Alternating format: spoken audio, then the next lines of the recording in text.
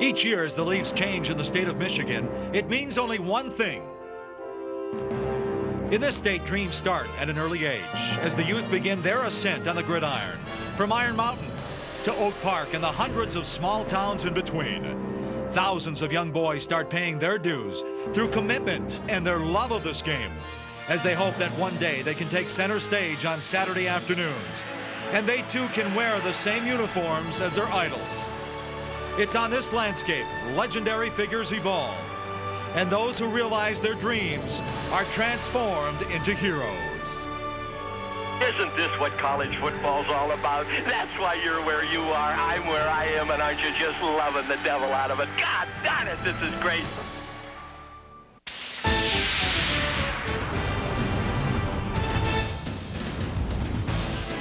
Welcome to Michigan College Football Saturday, presented by SBC. Get up to speed on the latest stats, chats, scores, and more with SBC Yahoo DSL. The fans getting ready to go inside the Big House. This afternoon, the Wolverines open their 124th season, hosting the Chippewas from Central Michigan University. Hi, everybody. Welcome to another season of college football from ESPN+.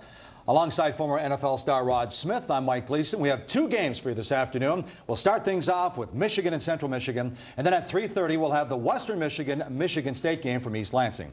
As Bob Ufer, the legendary Michigan radio announcer, once said, there's 5 seasons in this great land of ours: winter, spring, summer, fall, and football. And you know what, Mike? I'm extremely excited about this season because I feel like the best football to be played this year will be played right here in the Big Ten. The reason why?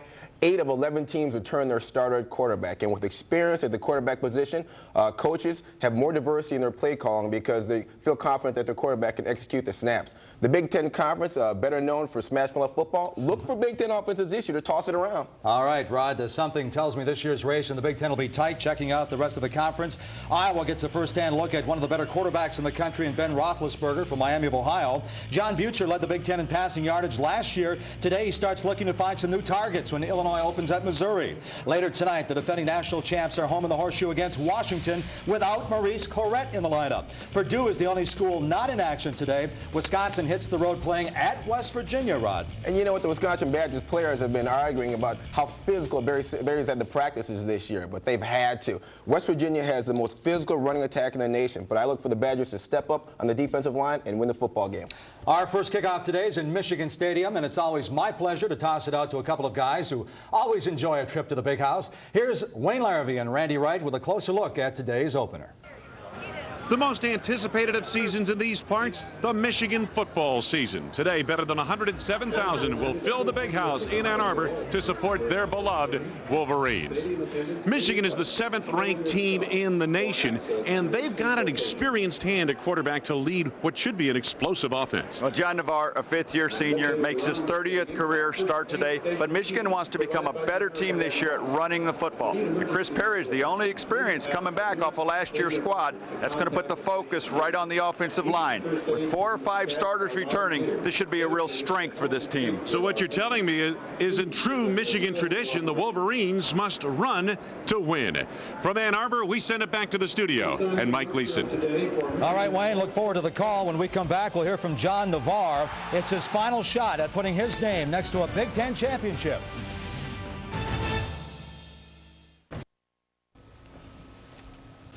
Today's game is brought to you by Bell Tire. Nobody comes close, nobody's closer.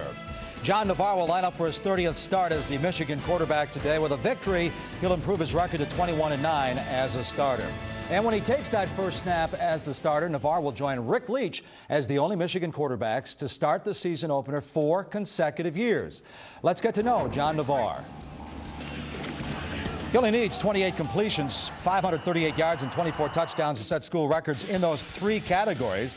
His 18 200-yard games are already most in school history. What he really wants, though, is a Big Ten championship, which would also translate into some positive press. Coming in as a quarterback, you gotta be able to know that, and that's something that you have to expect as a role, and that's part of the game, and that's part of the quarterback role at Michigan. when you study John Navarre on tape, the thing that jumps out at you is that last year his footwork was incredibly sloppy. He didn't get set in the pocket, and that led to inaccurate throws. He's been working diligently this offseason on trying to improve that. With that in place, I look for John Navarre to put up huge numbers this year and potentially turn into a first-round pick in 04. You know, Rod, I think you hit the nail on the head, though. After working extremely hard in the offseason, I would think a good start is imperative for Mr. Navarre this afternoon against Central Michigan. Now, expectations, well, they're always high at Michigan, but these boys in blue, well, they've been talking about a Big Ten championship ever since last year's loss in Columbus.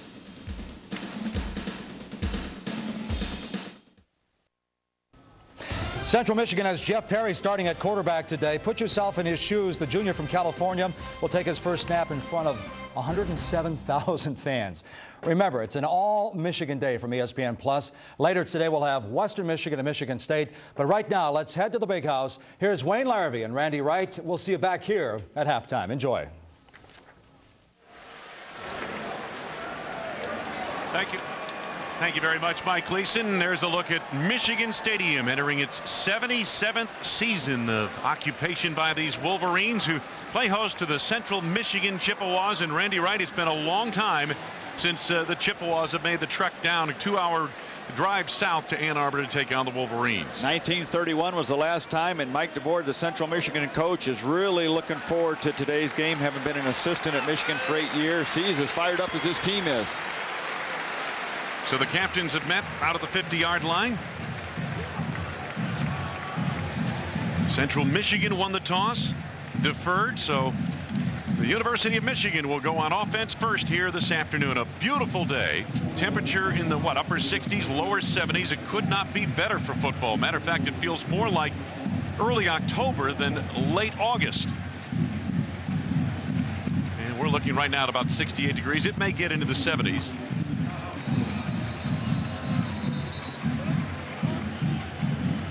Last season, the Wolverines 10-3 overall. There is Lloyd Carr, 9th year at Michigan. This is his 100th game as head coach on these sidelines. As you see, they're only the 4th coach in school history to coach 100+ games. 124 years of football. 124 years. You know what, Randy? When you think about how many years of football they've had, a century and almost a quarter, they haven't had that many coaches here because the coaches that come here usually stay for a while. Either that or there's very little patience and they get rid of them quickly. Well, I imagine there's been a little of that over 124 years as well.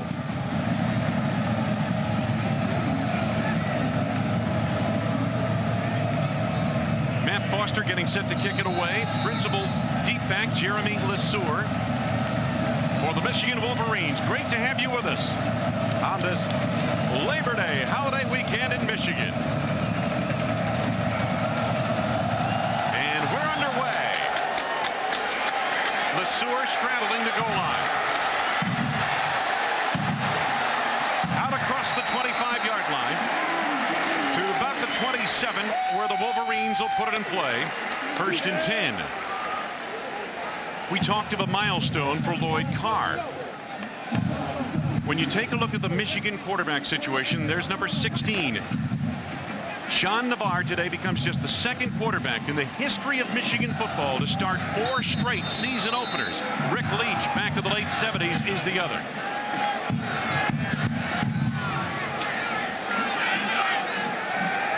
Perry, the tail of the tandem in the eye. Bell, a senior, in motion. On 1st down, Chris Perry. Met in the hole. Nice play made defensively by the Chippewas. Good penetration provided by Amari Colon, the linebacker. Let's take a look at the starting lineups brought to you by SBC. Backs and receivers, Chris Perry trying to become only the 7th running back in Michigan history to run for 1,000 yards in back-to-back seasons.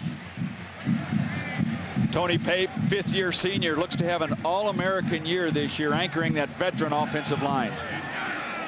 2nd and 9. Avant in motion, and again it's Perry. Slipped by 2 defenders. He's got 1st down yardage and a whole lot more. Into Chippewa territory down the sidelines. Inside the 20, chased out of bounds. Inside the 10 at the 9-yard line. Marlon Maxwell finally forced him out. 62-yard run.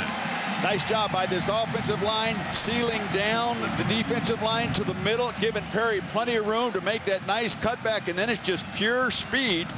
Chris Perry rushing for over 1,000 yards last year, looking to become just the 7th Michigan back to have back-to-back 1,000-yard seasons, and gets off to a great start right there with that long run.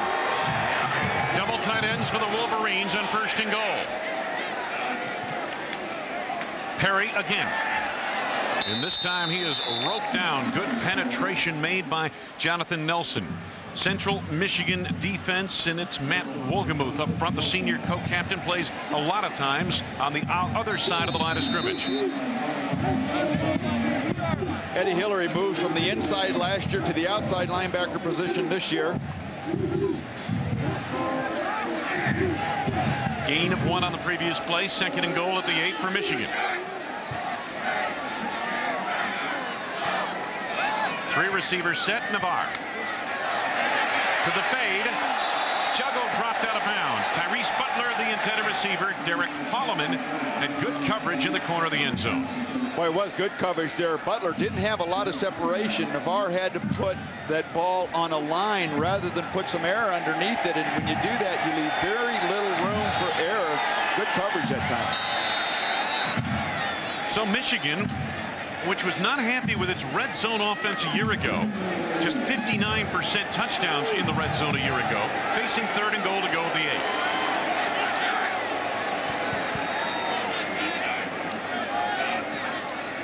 Navarre again.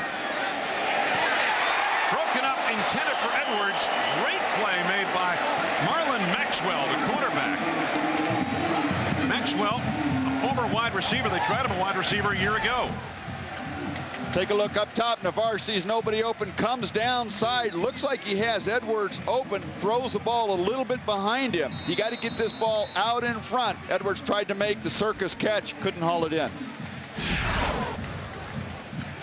Wayne, you talked about the struggles Michigan had in the red zone last year. That's a direct reflection of their inability to run the ball when you get down there, and then you have a lot of those 3rd and longs like we just saw, and it's tough to convert those. Adam Finley, 25-yard field goal attempt.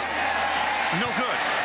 The other factor about the red zone offense for Michigan a year ago, they missed 8 field goals in the red zone. Well, they struggled running the ball, and they struggled with special teams and kicking game.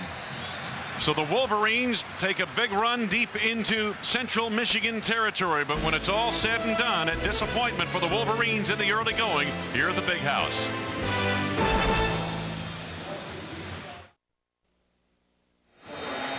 Welcome back to Michigan Stadium. Central Michigan takes over.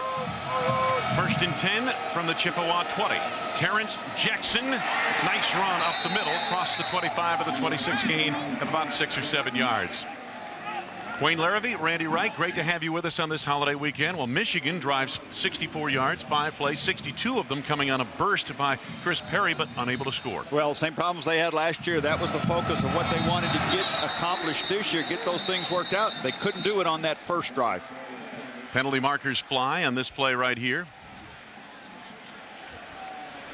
Dennis Lipsky is the official. We'll be hearing from at times this afternoon. And we're hopeful it won't be too often.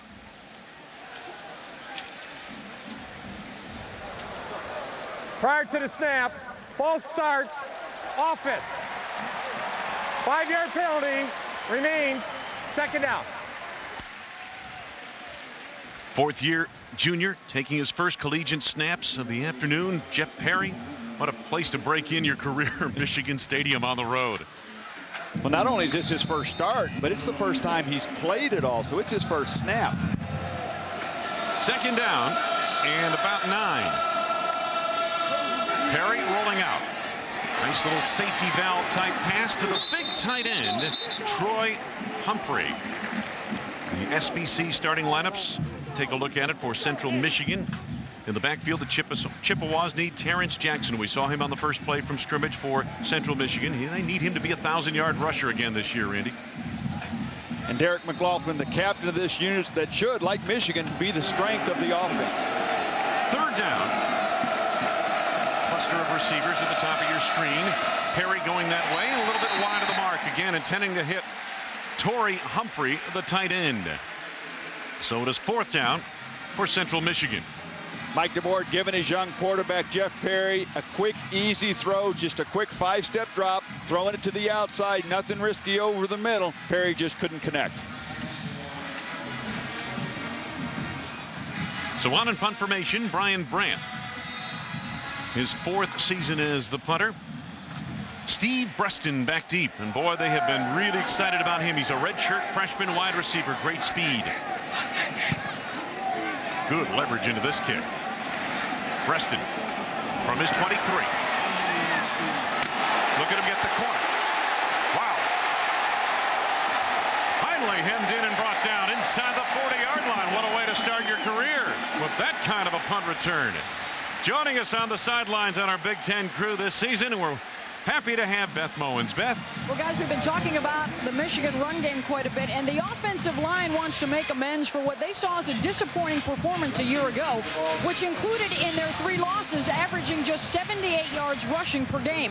They should have the big advantage up front today by a couple of inches and up to 50 pounds per man against that Central Michigan defensive front with a lot to prove this season. Wayne? You're right, Beth. That could come into play certainly in the second half of this game. Navarre, 1-step drop. That's Calvin Bell out on the flat.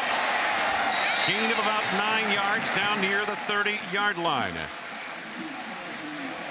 Mike Thomas got over to make a hit on the play along with Eddie Hillary. Well, the contrast in these two teams and these programs, really, when you take a look at a MAC school against the Big Ten, a lot of times you find a big difference in the trench. Well, you see that size differential there, but one other factor is Michigan has such big running backs. Chris Perry, 220 pounds, David Underwood, 225. So it's not just the line that has that size difference. Dudley, the fullback, in motion, and Perry following him. Left the blocking scheme and was hit and driven down by Ike Ajoko. But enough for the first down, and Michigan moves the chains inside the Chippewa 30 to the 27-yard line. Well, no question, Michigan has started this game wanting to run the football, and you would think they would have not only the size advantage, but the speed advantage as well. As you see Chris Perry coming off the field there. Michigan, though, early, trying to run the ball inside the tackles, not to the outside. David Underwood replacing Perry in the lineup as Lloyd Carr looks on from the Michigan sidelines. 1st and 10. Underwood cuts it back. Yanked down by James King at the 24. To the Big Ten studio, Mike Gleason, how you doing this afternoon?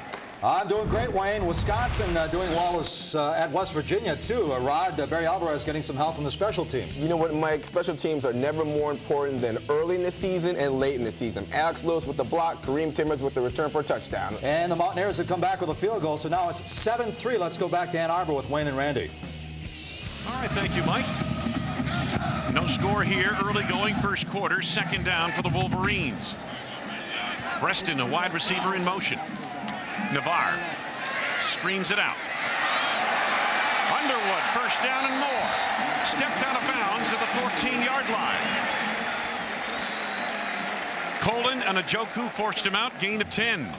Nice job by Navarre. Central Michigan is coming with the blitz. You'll see it coming from the left side of your screen there. Navarre fades away to his right, doesn't rush things, has the patience to let the screen develop, and then gets the ball to Underwood. Good experienced play there by Navarre.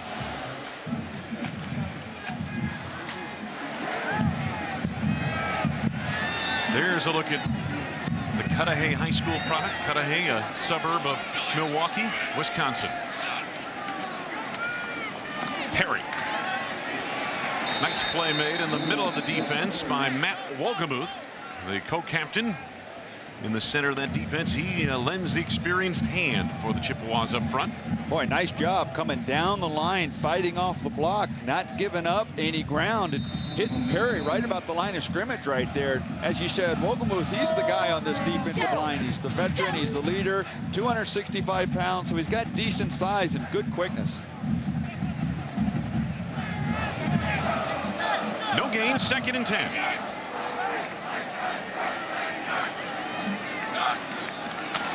One-step drop. Preston can't hang on. Pass a little bit high. Boy, they had a couple of defenders coming up in a hurry, led by Mike Thomas. Well, single coverage out there, and this ball is close to going backwards here. Navarre gets it, barely takes a step back.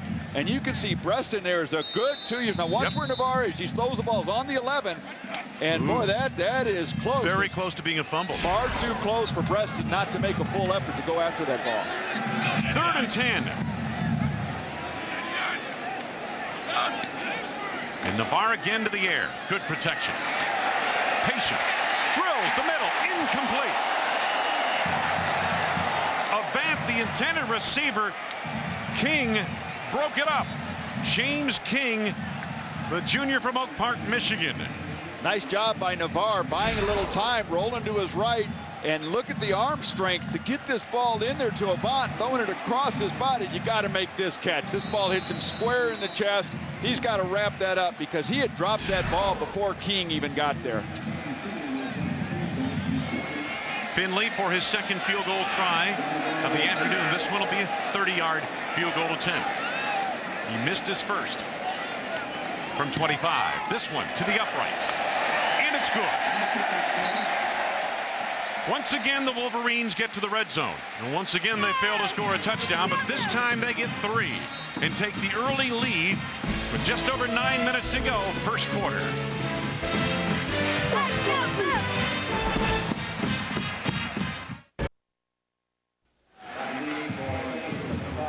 Wayne Larrabee, Randy Wright, Beth Mowens, welcome back to Michigan.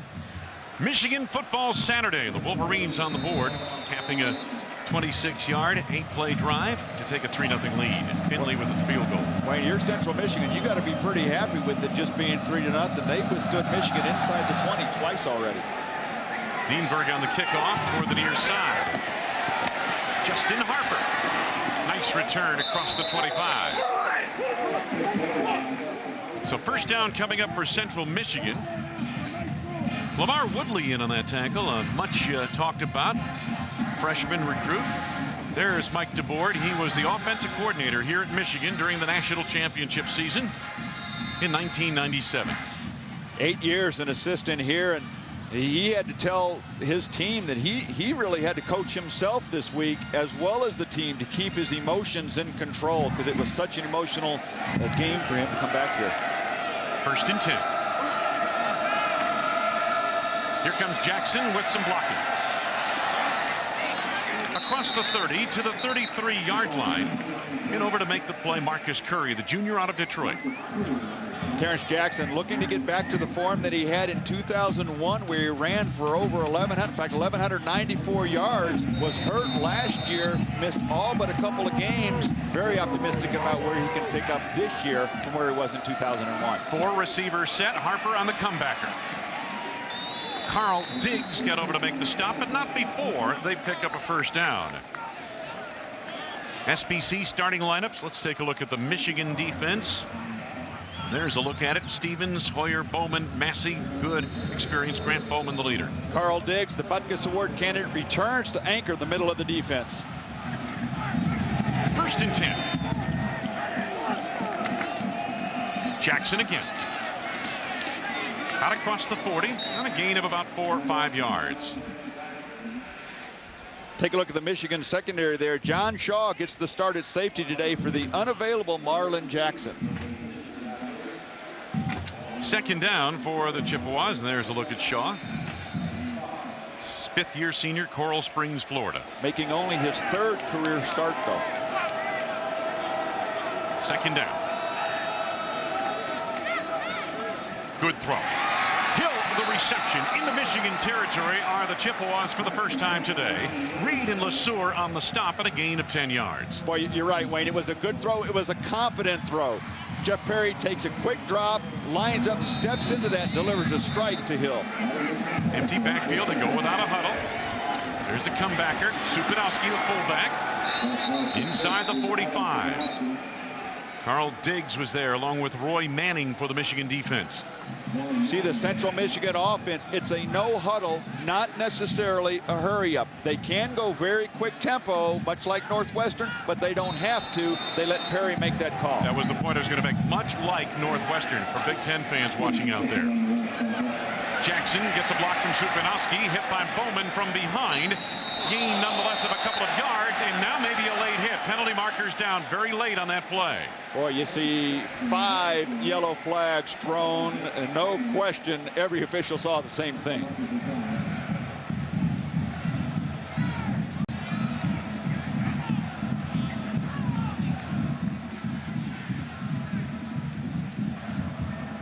Dead ball, personal foul, late hit on the defense. 15-yard penalty, automatic first There you down. see the personal foul against Michigan in the 15 yards that will be tacked on. Wayne, let's go back and talk about this Central Michigan offense. Like we said, it's a no huddle, but not necessarily a hurry up. They want to run a lot of people on and off the field, mix up their formations, try and confuse a little bit of this Michigan defense, and they feel that that will give them enough of an advantage to be able to make some plays. Well, you know, again, they can't sit there, Randy, and split backs and 2 wide receivers and go toe-to-toe with Michigan. They have to do something a little bit different to move the football against this Wolverine defense. First down from the 26. Perry to Jackson. Well diagnosed by the Wolverine defense. Roy Manning led the way. We're at Michigan Stadium on Michigan Football Saturday, presented by SBC. Michigan Stadium holding better than 107,000. Wayne Larrivee, Randy Wright, Beth Mowens, great to have you with us for the start of our doubleheader. The second game coming up, Michigan State playing Western Michigan. Up in East Lansing. Second down. Jackson, nice hole. Boy, the big uglies up front did the job. They plowed away the Michigan defense, dissected them like a fish fry, and a gain of about 8 yards. So it'll be third down and short coming up. But look at the movement the Central Michigan line gets on this snap. They are just controlling that line of scrimmage. Jackson gets 2-3 yards beyond the line before he encounters a blue jersey. This is also a veteran offensive line for the Chippewas. 4 of their starters are back from last year, and this is a real strength. Third down and 2. Perry.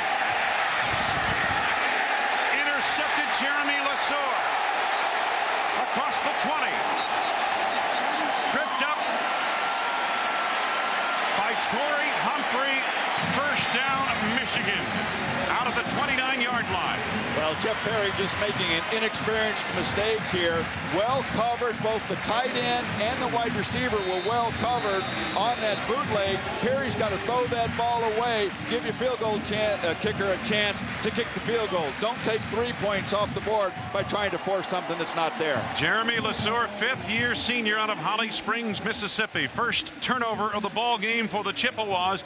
Michigan takes over, leading 3-0 in the first quarter.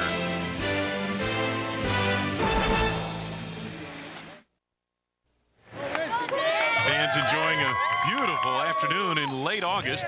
Students coming back onto campus. School gets underway, I guess, next week here at Michigan. Moments ago, the first turnover. Take a look at this. Perry has a guy right in his face and just throws the ball up for grabs. Lesur looking into the backfield the whole way. Easy interception. Van Alstine. Jeremy Van Alstine at the pass rush there. Here's Navarre. Pass is tipped up into the air. Incomplete. I don't know if it was so much tipped up or if it went off the helmet of Kalani Moragan. Well, Michigan was fortunate that that ball hit the ground. That bounced up in the air quite a bit. And generally, when a ball bounces in the air that high in the middle of the field, a defender comes up with it. There's a look at Kalani, a junior out of Orlando, Florida. Second down, 10 for Michigan. 3 receiver set for the Wolverines. Perry, the lone setback. Chris Perry tripped up on a straight-ahead move to the 33-yard line. Out a gain of 4. Wogemuth and King team up on the stop. Nice job, though, by that Central Michigan defensive front 4. A draw play, you want to get penetration, show pass, let the runner run through them. That Central Michigan defensive front, they stayed home pretty well. Read what the play was, didn't fall for it, and were where they needed to be to make that tackle. Wogemuth up front, coordinating things on the line. Navarre 2 of 7, 19 yards. Quiet start for him. Over the middle. Leaping grab this time for a first down. Tyrese Butler, the veteran wide receiver. 12-yard gain. Thomas and Amari Colon collaborate on the stop. One of these receivers for Michigan needs to step up opposite Braylon Edwards and have a big year. Tyrese Butler is the second leading receiver returning off of last year's team. Only had 21 receptions last year, though. We saw Avant drop a touchdown pass. Now we see Butler catch something over the middle. Michigan is going to have to find somebody other than Edwards that steps up and becomes a good complement to him. The slot at the top of your screen. Preston is the man on the outside, and they're reversing it to him. And here he comes, the freshman with all that speed. Gets the corner, but is dragged down from behind. Excellent play made by Marlon Maxwell. Maxwell, one of the speediest of the Central Michigan defenders. Oh, it was an excellent job tackling by Maxwell in the open field. Preston had Navarre out in front of him and didn't use him as a blocker. You'll see to the left side now, Preston's going. He's got Navarre. You know, get behind that quarterback. Set that block up. At least let him get in the way so you can make a cut off of him. But nice open field tackle. Yeah, Preston will learn that. He's just a redshirt freshman in his first college game. I think he was a little excited. Yeah, well, I would think so. Edwards in motion. Navarre looking that way. Goes short to Braylon Edwards, who's covered up near the 45 at the 44-yard line where he's got a first down. And Jonathan Nelson, the safety, got over to make the hit. Boy, what a big target Braylon Edwards is. 6'3", 210 pounds, got great speed, but when you can throw those 5, 6, 7-yard turn routes, pitch routes over the middle, nice big target to throw to. So the Wolverines on another steady drive into Chippewa territory. First and 10 at the 44. Underwood, the tailback. Navarre, lots of time. Edwards coming back for it. Leaping grab underneath the coverage of Marlon Maxwell. Near the 38-yard line. It's a gain of about 5 yards. Maxwell's getting his name called a lot here in this first quarter, and he was a wide receiver last year. Just moved over to the cornerback position this spring, and look at the separation that Edwards had between himself and Maxwell. When you have that kind of separation, doesn't have to be a perfect pass. Edwards has the time to go back and make a nice catch like that. Coming up on 3 minutes to go in this first quarter. Second down for Michigan. Trying to get Navarre on track. He's going deep for Braylon Edwards. And it's tipped by Edwards to Preston, who steps out of bounds at the 1-yard line. Oh, what a play by Braylon Edwards. 36 yards on the tip drill. Good job by Preston, not giving up when the ball's not thrown to him. You're taught to go to the ball. Navarre there gets hit right as he throws the ball, throws a wobbly pass, and Edwards goes up there and looks like he intentionally tips that ball over to where Preston is. It sure did look intentional. My goodness. Take a look at the left arm of Edwards there. Looks like he tips that. I don't know so much if he tried to do it, but fortunate bounce there on that view. Fortunate bounce there for the Wolverines. Michigan at the 1-yard line, penalty markers down. Now they were unsettled in terms of where their personnel was supposed to line up. Prior to the snap, false start, offense. 5-yard penalty remains first down. Go back and take a look at this catch here and see if your opinion with Edwards tipping this ball, if it's intentional or accidental. I can't believe Edwards would go up and not try and catch the ball. He's got position to go over Maxwell. Yeah, I think the ball just got tipped up in the air. Right spot, right time, but nice job by Preston, not giving up on it, going to where the ball was thrown for that very reason. Football back at the 6-yard line off the penalty. Third trip into the red zone for Michigan. Edwards on the fade. Touchdown!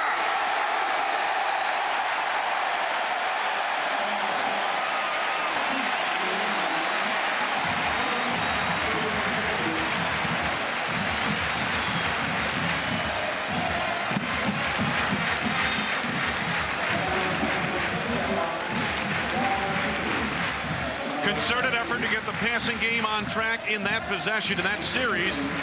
Navarre caps it with a 6-yard fade to Braylon Edwards. Extra point is good by Adam Finley. And Michigan leads 10-0 with 2:25 to go in the first. Boy, a wonderful throw by Navarre, but a great job by Braylon Edwards, keeping his body between the ball and the defender Maxwell. If he doesn't do that, you give Maxwell a chance to jump up, swat it down. Edwards knows where the ball is, slows down so he can catch it over his shoulder, and there's no way you can defend a pass like that if you're Maxwell. Going to get good touch on the ball by John Navarre. He dropped it right in there. Maxwell, really a tough play for him to defend. When that play is executed like that by the offense, thrown to that spot, and you have a receiver like Edwards that knows how to position his body, you really just can't defense it. Troy Nienberg getting set to boot it away. Justin Harper, the principal D-back. Good leverage into this kick.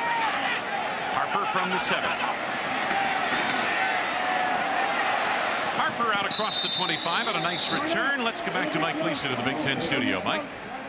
Well, the Iowa Hawkeyes hosting Miami of Ohio, and Rod and Nathan Chandler pretty comfortable early on. Well, the Iowas are getting it done up front. The protection here is so good that Mickens can't find anybody to block, so finally gets out in the flat and scores a touchdown. Chandler was 7 for 7 on his first 7 attempts at 7-3. Missouri now taking a lead over Illinois by the same 7-3 count. Wayne?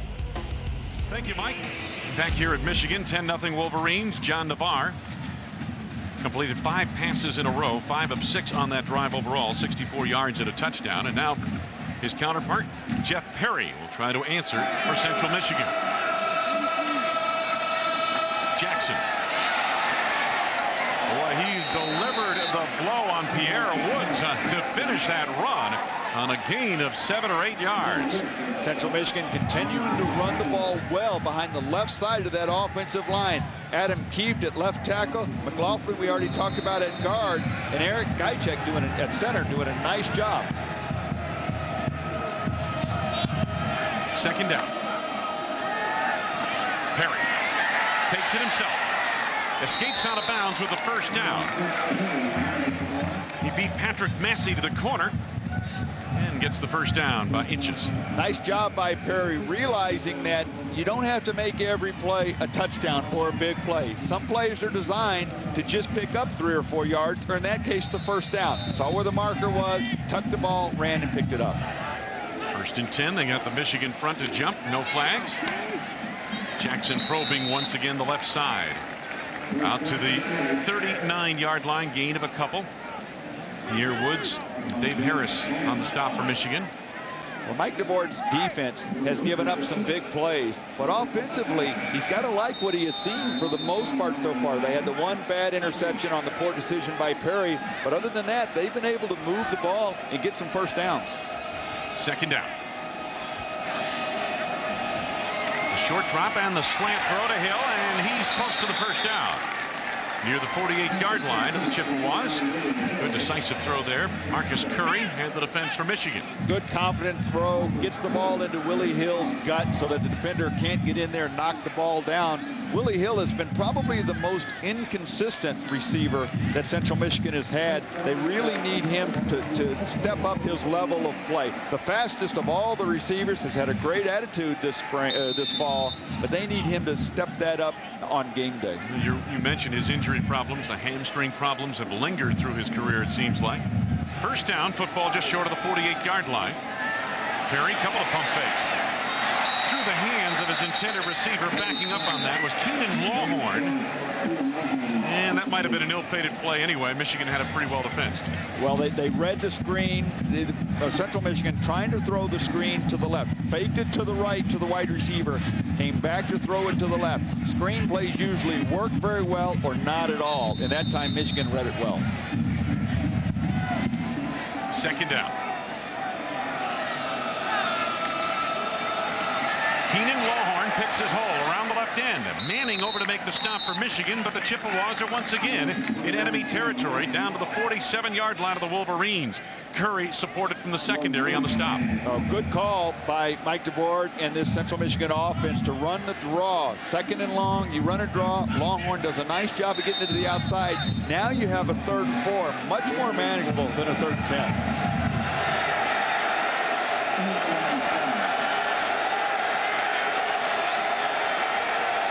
Perry calling the play at the line. This no huddle offense.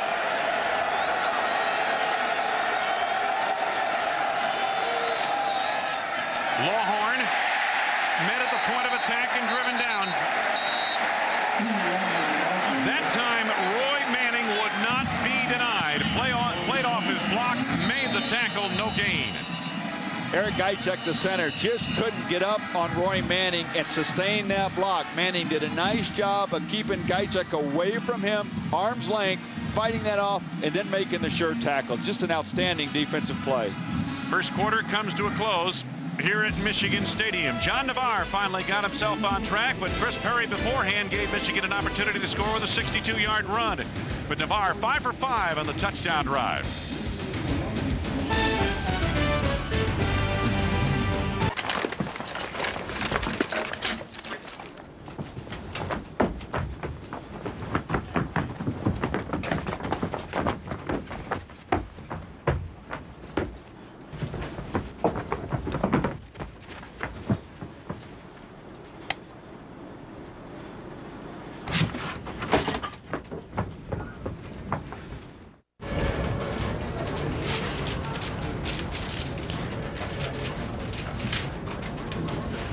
Hey, Tiger. Yo, Stu. How you doing? Good. We still on for lunch? Yeah. What do you say? Meet me in the lobby at 12:30? Perfect. Done. See you there. All right, man.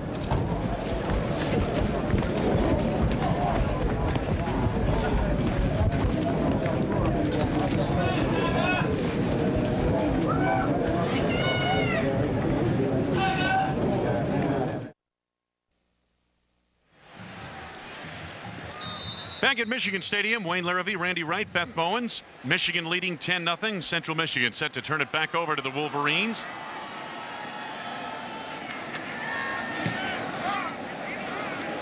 The punt by Brian Brandt. This is Marcus Curry. Curry being chased by a pack of Chippewa, somehow gets the corner across the 25. Out of play near the 29-yard line.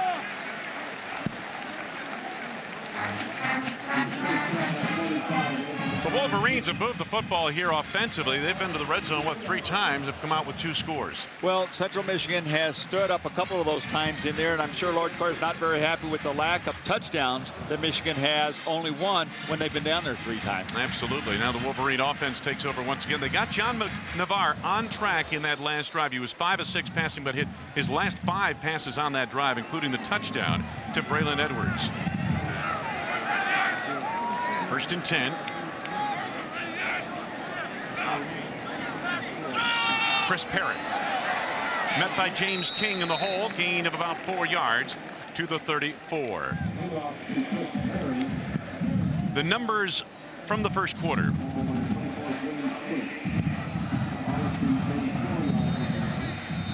Michigan with 62 of those yards coming on 1 play on the ground. They averaged 8.3 yards per play as a result. Well, and that's the one thing Mike DeBoer from Central Michigan told us they needed to eliminate. Their defense gave up so many big plays last year. They want to try and focus and get rid of that this year and play much more sound defensively. Not so there in the first quarter. Blitz coming, pass wide of the mark, intended for Tyrese Butler. Beth Bowens, Michigan's standout receiver Braylon Edwards is somewhat of a legacy here, isn't he? He sure is. Well, he's wearing that #1 jersey, a tradition that really got going with Anthony Carter back in the early 80s, and one of Carter's teammates was Braylon's dad, Stan Edwards. I had a chance to talk with him earlier. He thinks that Carter and his son have a similar skill set, but what sets Anthony apart was his maturity when he was playing. He thinks Braylon will have that kind of maturity this season. Wayne? Well, we had an opportunity to talk with him in the locker room yesterday. He's a very impressive individual, Braylon Edwards. Very polished, very mature young man. Third down, Navarre. Oh, he's got Edwards who dropped it. Oh, my goodness. Braylon may have been able to take that to the house. I think that contributes to why he dropped it. I think he saw all that green field in front of him, runs a nice route, cuts to the inside, and look at the open field he's got in front of him, and he just doesn't look that ball into his hands the whole way. Thrown a little bit low, could have come up when it came off of the knee pad or the thigh pad, but that ball's got to be caught. That was a huge opportunity the Wolverines wasted there. Adam Finley in punt formation.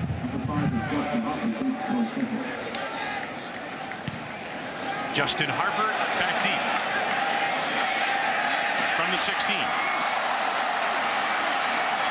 Harper maneuvers for yardage across the 25 to the 28-yard line where the Chippewas will take over. Dave Harris made the stop. Michigan has missed some opportunities, but nonetheless, they play on the lead in this first half.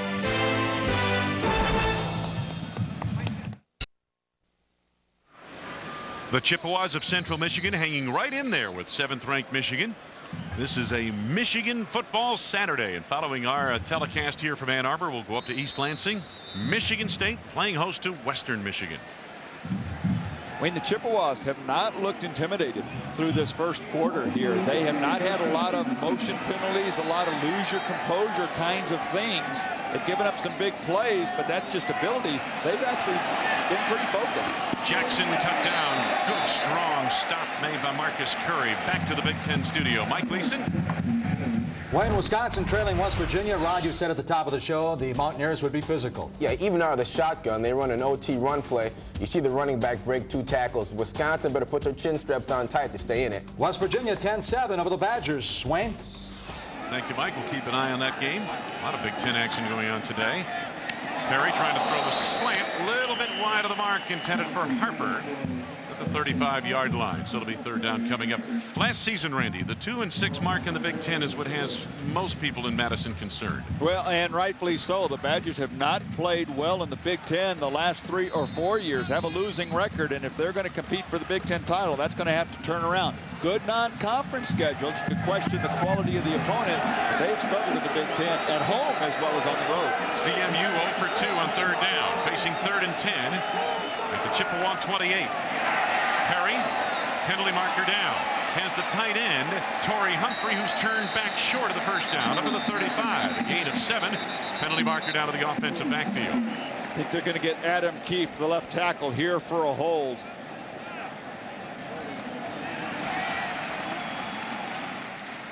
Interesting call here. You got a 4th down, make them punt, or push them back, play for field position. I think that's what they're going to do. It's going to be 3rd and 20, take the penalty, push them back, play for field position. Holding on the offense.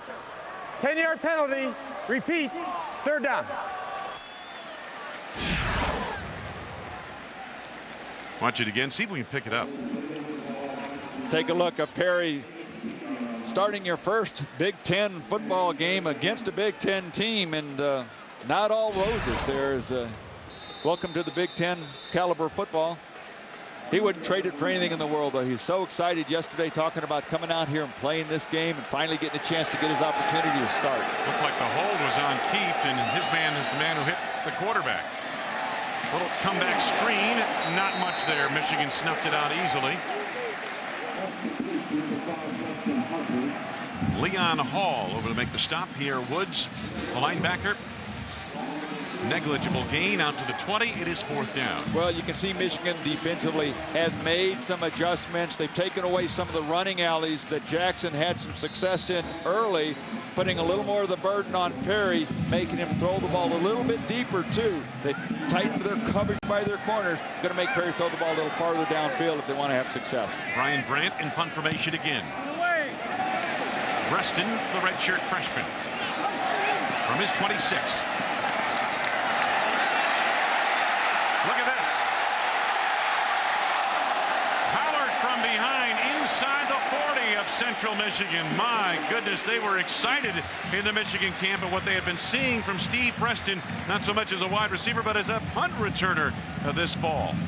When a game like this is where you would expect Michigan to have a big advantage, the speed, which will show up on the special teams. We've seen it a couple of times. This is just an outstanding run by Preston.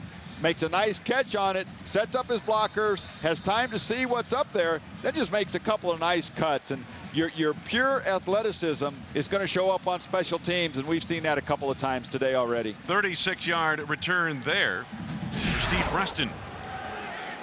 Michigan from the 37 of Central Michigan. Chris Perry, big hole. You could drive a truck through it. Got a first down inside the 25 to the 24-yard line. Maxwell made the stop. 14-yard gain. Better than 107,000 on hand here at Michigan Stadium. Along with Randy Wright and Beth Mowens, I'm Wayne Larrabee. Great to have you with us for the start of a doubleheader on Michigan Football Saturday. Standing by in East Lansing are the Spartans and Western Michigan following our telecast. First down. Navarre plenty of time. Jason Avant down the sidelines. Stepped out near the 12. Pickup of 7. When you get the feel watching this that this Michigan offense is starting to get into a rhythm a little bit now. The offensive line opening up, giving running backs room to run, Navarre time to make these kind of throws, and these receivers are getting a little more open, and that's what you expect from this offense, to have a lot of success, take advantage of the weapons that they have. Another milestone for John Navarre, passed today by the 5th-year senior out of Cudahy, Wisconsin. Perry got the first down just short of the 10-yard line. King over to make the hit, along with Mike Thomas. Also in on that tackle, Anthony Tyus. Well, another big hole, though, for Perry to run through the middle of that offensive line, led by Dave Pearson. Their 3-time academic All-Big Ten center is really starting to pave the way. Perry already 95 yards on 9 carries in this first half of play. First down, goal to go, the 11th. Bell at the bottom of your screen, the wide receiver. Perry picks his hole. Good determined run. Touchdown, Michigan.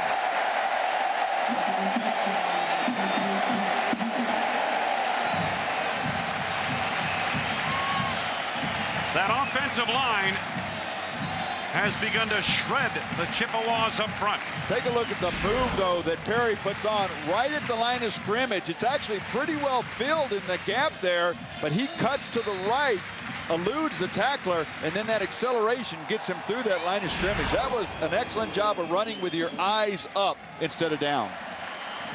Extra point is good by Adam Finley. Chris Perry now 10 carries, 106 yards. His first touchdown of this season, his 5th 1,100-yard game.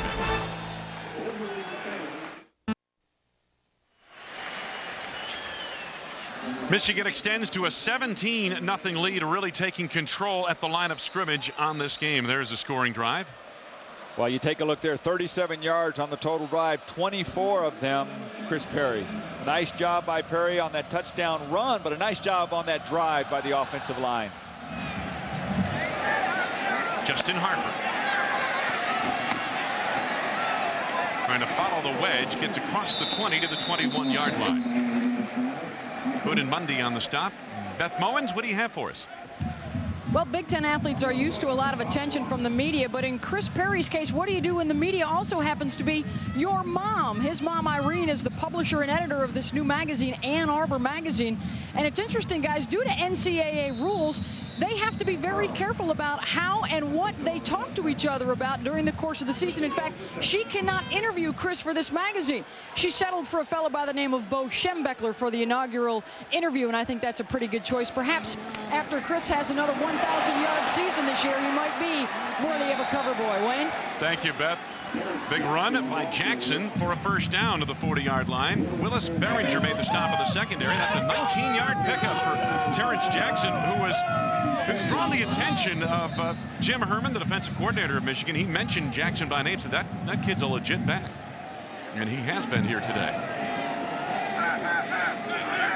Jerry Bam Bam Morris Seymour in the backfield, and here comes Seymour.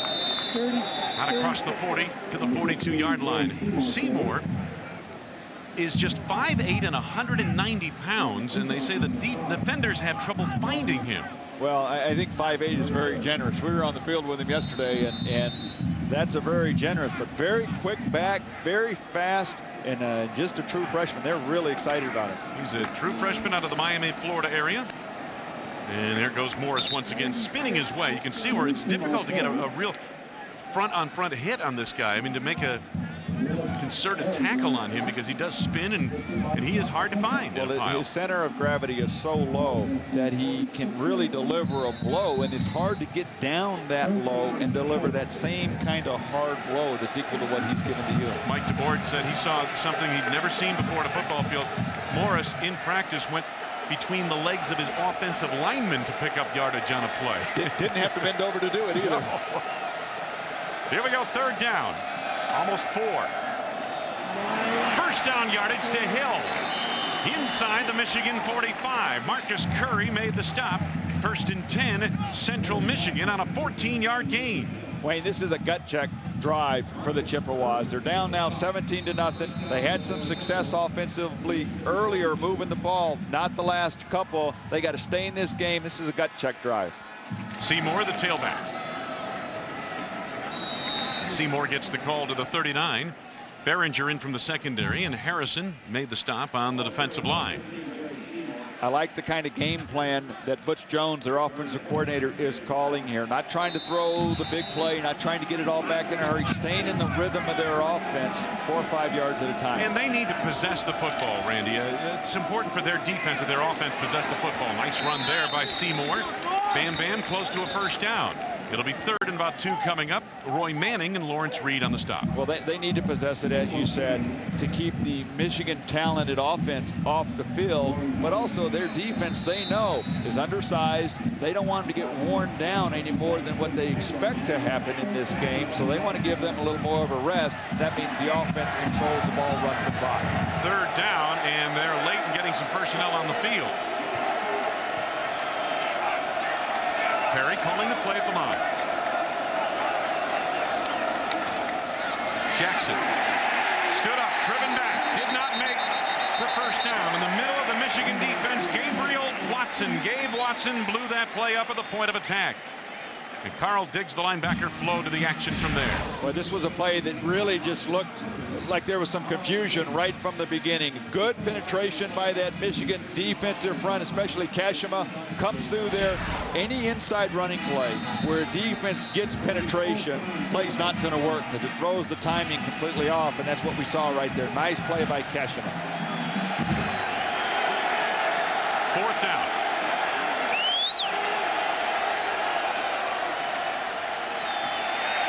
Perry had time through the hands of Humphrey, the tight end, and the ball goes over to Michigan on downs. So the Chippewa offense gets into Michigan territory but cannot sustain the drive. And as we head toward the middle portion of the second quarter, Michigan by 17.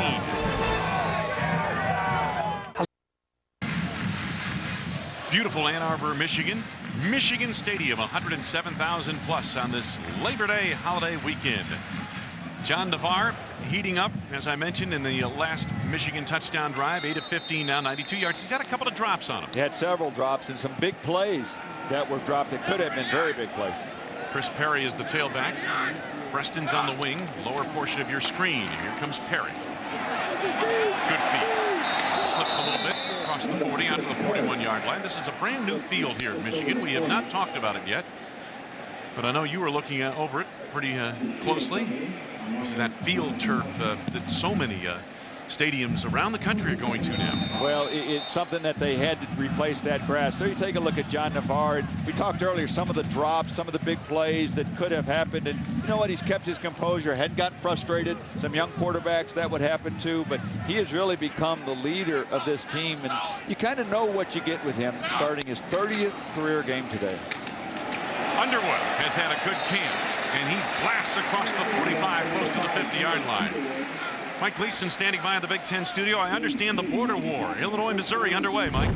That's right, Wayne, and Brad Smith is taking control right now for the Tigers. Yeah, the Illini have so much inexperience in their secondary right now. J.D. McCoy, 19-yard touchdown pass, finds a big hole in the middle. Missouri 14-3 over the Fighting Illini, Wayne. What do you think of that look? All orange uniforms? When you were 5-7 last year, you'll try anything. I guess so. They lost that game to Missouri last year. Missouri is what they say in the Ozarks. Pass knocked down, nearly intercepted. Oh my.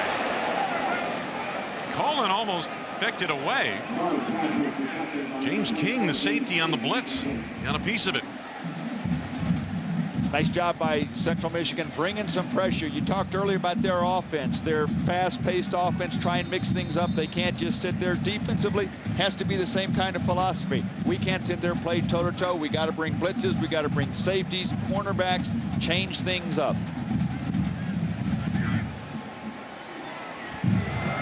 Second and 10. That's Preston, the freshman, in motion. Navarre sets up a screen the other way. Chris Perry, like a pinball, bouncing off defenders for a first down to the 34-yard line. 17-yard gain. Nice job by Navarre letting this screen develop. Fakes the ball to his left, draws the defenders back over there. Then as he delivers it to the right, he gives his linemen enough time. And look at them block downfield. Excellent job downfield blocking, especially by wideout Calvin Bell that time, to sustain a block for that length of time. One-on-one in the open field. Very hard to do. Chris Perry already over 100 yards rushing here today. Tyrese Butler, the man in motion. Preston, the wide receiver, to the top of your screen, and this is Navarre. Butler couldn't quite reach that one. Pretty good coverage both on Preston, who was running the post route, and on Avant, who was running underneath. And good patience by Navarre that time. Wanted to go deep, but the receiver was covered. Preston had no separation. Wisely came and threw the ball where only your receiver could catch it if he got a chance there. Nice throw by Navarre. Incomplete, but really very well covered. There's a look at the Missouri-Illinois score in the second quarter now. Connecticut leading Indiana. That's the inaugural of the new stadium out at Storrs, Connecticut. Perry cut down this time. Nice tackle made. In the middle of the line, Kalani Moraghan. Well, he came through there so quickly and so clean, you have to wonder if there was just a missed assignment by that Michigan offensive line, because he came through there, looked like untouched, and made a nice tackle. Just over 5 minutes to go in this first half. Sun-splashed afternoon at Michigan Stadium. Temperatures in the upper 60s. My goodness, for August 30th. I don't know if it's ever been much cooler here. At least not for a football Saturday. Navarre on third down. Intercepted. Eddie Hillary, the linebacker. First down, Central Michigan at the 41-yard line of the Chippewas. Eddie Hillary moving from the inside linebacker to the outside backer this year. One of the things he brings to Chippewas is his ability to make some plays. There you see him lined up, 53 right in the middle, just dropped straight back, and I don't know if Navarre ever saw him there. You got to be reading the inside linebackers, whether it's man or zone. When you see that it's zone, you got to find those spots, and Hillary just did a nice job of dropping, reading Navarre the whole way.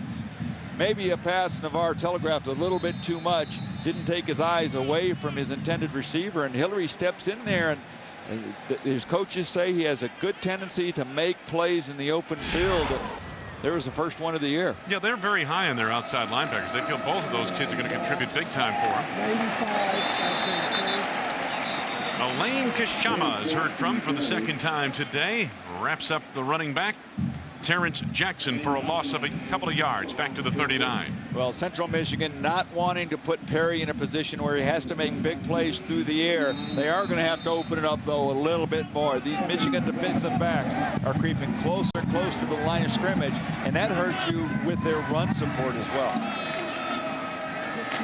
Oh, a little mix-up on the handoff between Bam Bam Seymour and the quarterback Jeff Perry, and the Wolverines all over that. And it looked like Seymour went the wrong way as Perry was expecting him to go to the right, and judging where all the blue jerseys were, I think Seymour should have gone to the right, because there's no blocking in front of him right there.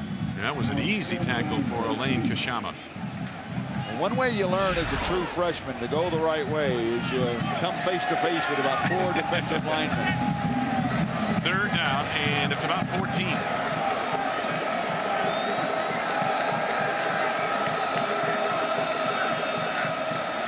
Just a 3-man rush. Hill comes back and makes the catch. First down of the Michigan 46. He's made a couple of big catches today. John Shaw lost contain of the coverage, 16-yard gain. Well, we talked about the need for Willie Hill to step up and play to a higher level. Excellent protection this time. And Perry puts a nice ball out there in the only spot where he can throw it away from the defenders. See good coverage underneath. Good coverage underneath on a corner route. It's going to mean the corner opens up. And it was just a nice execution, nice throw. Lawhorn made the first man miss. That was the cornerback LeSueur, and he picks up a couple of yards, does Lawhorn, to the Michigan 42. Gabe Watson on the stop. Lawhorn, usually the third down back. He's a little bit smaller. He's an excellent receiver and blocker. Usually only see him, though, on third downs in passing situations. Cluster of receivers to the bottom side of your screen. Perry, little pump fake. Pass overthrown. The receiver, I believe, had stepped out of bounds. Jeremy LeSueur had glove-like coverage on Justin Harper, a sophomore out of Abilene, Texas. Receivers got to give the quarterback a spot to throw the ball. It was good coverage, good physical coverage, but we see Central Michigan in this drive taking a few shots down the field, trying to loosen up that coverage. Trying to get those Wolverines out of the box up front so they can run the ball again. Exactly. You got to open it up through the passing game, and you do that by stretching the field. 3rd and 7. First down, just inside the 34-yard line. Justin Harper, the reception. Marcus Curry had the coverage, gain of 9. Boy, I like the way these Central Michigan receivers catch the ball. Seldom do they let it get into their body. They catch it with their hands, and they're confident in their ability to do so. Just under 3 minutes to go, first half. Lawhorn, the lone setback. Keenan Lawhorn escapes to the outside. Got around the contain of the defensive end. Marcus Curry finally forced him out. Roy Manning on the outside of the defense couldn't quite get over there fast enough to get Keenan Lawhorn, who had a great spring practice to earn the #1 job, and then Terrence Jackson had a great fall practice to take the starting spot away. Well, you see Terrence Jackson standing on the sideline there. Doesn't appear to be hurt. They're just giving Lawhorn a chance to play here. Lawhorn, that opened up for a moment, but only a flickering moment. Kaufman got over to make the stop along with Scott McClintock. Coming up on 2 minutes to go. Central Michigan, Randy, you get the feeling that it would be big if Mike DeBoer and his team could get something on the scoreboard here before halftime. Absolutely. Not convinced if they don't get a first down on this play that they wouldn't go for it again. It's 3rd and 6 right now. They could have 2 tries at it. Hill stormed back just inside the 25, so they're about 1.5 yards short of that first down. Hall and Shaw on the stop for Michigan. I think there's any question, you go for it on 4th down here. Well, they've got a little momentum. This is a nice drive they put together, and they've done a nice job of mixing things up. The outside running plays as well as the passing game, and they've done that through stretching it. But I agree with you. I think they're going to let this clock run down, maybe call a timeout, or take as much time as they can off of the clock. But I think they are going to go for it. I think they need to. Personnel on the field. Lawhorn with some blocking. Gets the first down. Well, they just loaded up student body right through everybody they had of the Wolverines and pick up the first down on a gain of about 4 yards. They did a nice job of keeping the personnel they wanted to use on that play on the sideline. It was on the hash mark nearest where their bench was. They ran a couple players on late and had an advantage. Lawhorn remains the lone setback. Lawhorn again. Stayed with his blocking rather than cut it back. Fumbled the football. Wolverines may have it. There's no indication yet from the officials. And now Michigan football. Lawhorn on the fumble and the Wolverines all over it. Well, so a solid drive by the Chippewas, turned away on the turnover, and Michigan maintains a 17-point advantage.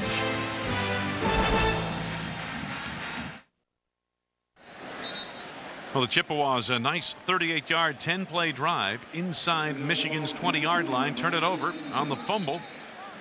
Van Alstine made the fumble recovery, and now it's Michigan football 1st and 10 at the 19 in their own territory. Chris Perry.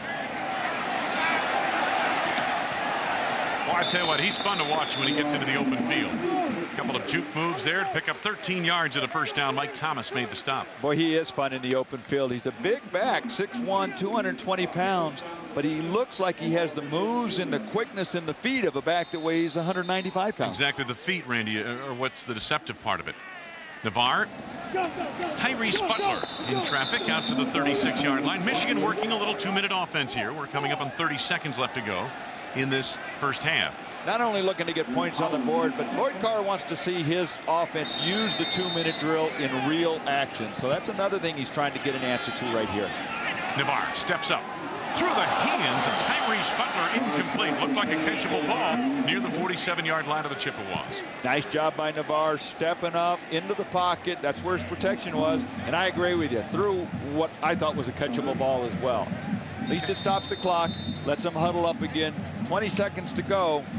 With their kicking woes, they're going to have to make some big plays here if they're intending to get some points on. You look at the numbers on John Navarre at halftime, you're going to have to factor in at least 4 drop passes in this first half. And what could be easily 70, 80 yards, because those drop passes could have accumulated to big plays. Navarre. Oh, through a strike. Big hit made on the receiver, Calvin Bell, and the senior held on. James King with the hit, 15-yard gain into Chippewa territory. 13 seconds to go in the half. Nice job by Calvin Bell going up and catching that ball in his body over the middle. Protect that ball. Knew he was going to take a big hit by King. Held on to it, though. That's a nice play. Take a look at him catch this ball. It's a little high. He goes up and catches it right in his body, though. Doesn't stretch himself out. Doesn't put himself susceptible to get the ball knocked out of his hands. Does a good job. Coming up at halftime, Mike Gleason, the Big Ten studio. Highlights, top 25 action, and Bob Ufer's great calls here at Michigan, the legendary voice of the Michigan Wolverines. All coming up at halftime with Mike Gleason in the Big Ten studio. Wayne Larrivee, Randy Wright, Beth Mowens. Good to have you with us for this, the start of a doubleheader. An all-Michigan doubleheader. The Wolverines here this afternoon in the early game against the Chippewas of Central Michigan. And then Western Michigan takes on Michigan State up in East Lansing in the start of the John L. Smith era. A new look up there for Michigan State. As you said, John L. Smith, got Smoker back at quarterback, and a whole new Michigan State beginning. John L. Smith did such a great job down at Louisville. We saw him in a bowl game a couple of years back. Going to be a great addition to the Big Ten. John Navarre, 11 of 22, 128 yards, a touchdown and an interception. On first down. Preston buried by King inside the 45, near the 43-yard line on a gain of 6. 7 seconds to go. Michigan should use one of their 2 remaining timeouts here. No sense in taking them in, and this will give them a chance to talk things over. 7 seconds, you're going to have an opportunity to get maybe an 8 to 10, 12-yard pass play. Call the timeout. Maybe give your field goal chancer a chance here. Field goal kicker a chance here. Talking about Jeff Smoker of Michigan State. Game following this one here in the state of Michigan. And he has had an up and down career, but this is an amazingly talented quarterback. Well, he really is, and had a lot of pressure put on him last year and had some problems off the field. But if he is focused and ready to play, there aren't many better than him in the Big Ten. And the numbers in his career, and he started from the get-go. He was barely in diapers when he earned the starting job at Michigan State, over 5,000 yards passing. And only played half the season last year, already 40 touchdowns. The big question for Michigan State, who's going to replace Charles Rogers? Indeed. 3:30 today, we'll start finding out. Michigan State playing host to Western Michigan. Second down and about 2 now, as they've got it marked at the 41-yard line. 7 seconds remain in this first half. Michigan on top comfortably. Navarre in the shotgun. That's Perry alongside. And Massacoy latches on.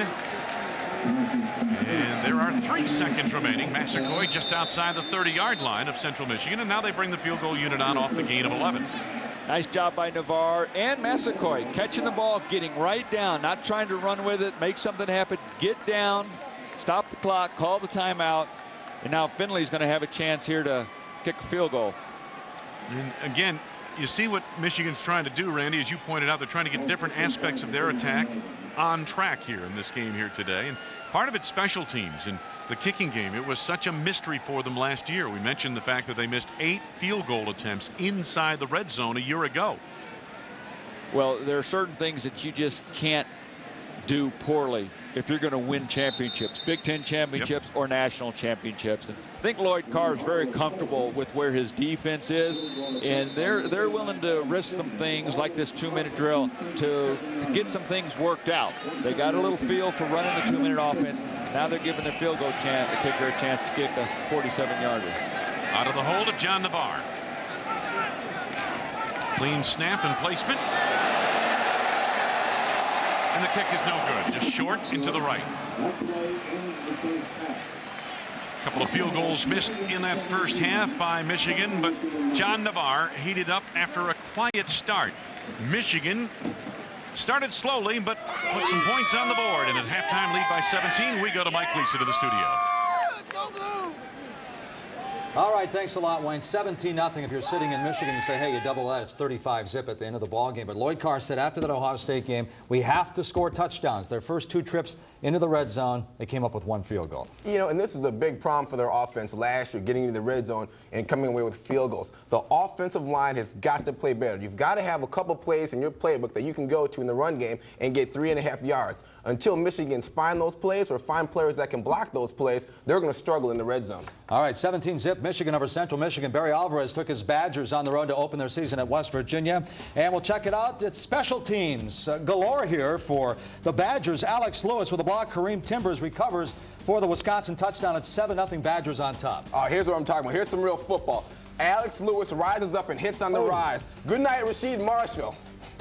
Okay, then the Mountaineers come back and get it done on the ground. Yeah, one of the most physical running games in the country. West Virginia will always pound you with the football. West Virginia 10-7, Miami of Ohio at Iowa. Ben Roethlisberger, 2 straight 3,000-yard seasons. He was 7 of 8 to open the game. Look at the way he stands tall in the pocket and delivers it. He's throwing darts. Nathan Chandler, he was 7 for 7, though, to start the game for Iowa. Yeah, the offensive line for Iowa is doing a great job here, and finally they find a guy in the flat. Okay, so right now it's 14-3, Iowa on top. Ron Turner hoping for a better start. Illinois at Missouri. Brad Smith, 2,000 passing, 1,000 rushing last year. And you know, when you're a punter, you can't hesitate. You've got to get to your spot and get the kickoff. Here comes Brad Smith now showing that elusiveness. Yeah, he's got great mobility, and look at the cannon here at the end of it. Actually, he runs his ball in for a touchdown, but he's got a great arm. And it's 4th and goal. You know, Noah Illini on the perimeter held contained there. Indiana and UConn. Jerry Donato's second season, and Dan Orlovsky strikes early for the Huskies. You know, you really think Indiana with the bigger front would dominate this game, but Connecticut's doing a great job, especially through the air. Okay, so the Big Ten, 17-0 right now. Michigan on top, but special teams probably grabbing some of the marquee, or at least the spotlight early on. Yeah, absolutely. It's a big deal for the special teams early in the season and late in the year. Early in the season, you see Wisconsin line up 5 guys strong, and rush the passer, rush the field goal kicker. They get inside here and get a block. Punters early in the season have problems with their snappers getting coordinated and getting the ball delivered on time. Here you see the Illini guy hesitate, causes a sack, and they. Welcome to Michigan College Football Saturday, presented by SBC. Get up to speed on the latest stats, chats, scores, and more with SBC Yahoo DSL.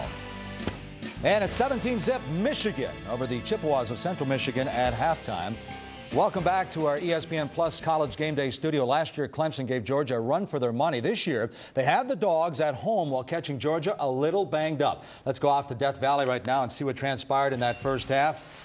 Clemson coming into Death Valley. David Green picked up where he left off last year. Yeah, makes a big play, a big completion here to Fred Gibson. Sprinter speed on a 6'4" frame. He's going to be a good pro. 66 yards for the touchdown. Areese Curry now brings it in off the tip.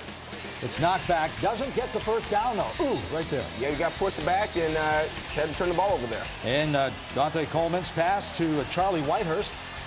I mean, you've got to like the gutsy call going for it, but when it doesn't work out, you look like a bum. How about some early SEC action from Nashville? Ole Miss taking on Vandy. Eli Manning going down here. He's getting sacked, and it looks like he made the wrong call at the line of scrimmage. First and 10, Vandy. Jesse Mitchell off of the Ole Miss recovered fumble. And then LP Spence with the interception in the end zone. Kind of a sloppy first half here. Yeah, neither team playing particularly well early.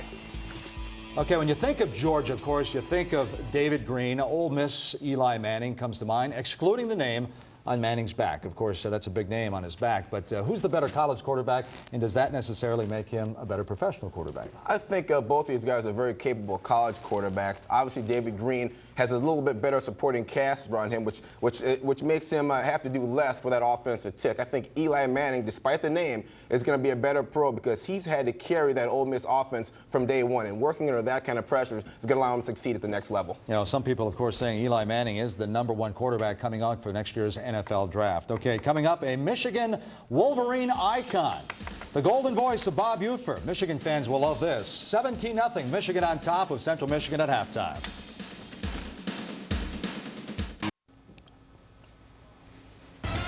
"30 minutes of football has been played. Michigan on top, 17-0. Lloyd Carr probably not all that happy in the locker room, though. When you mention Michigan, fans speak of that great football tradition. When you start naming names, you'd be remiss not to mention the late Bob Ufer.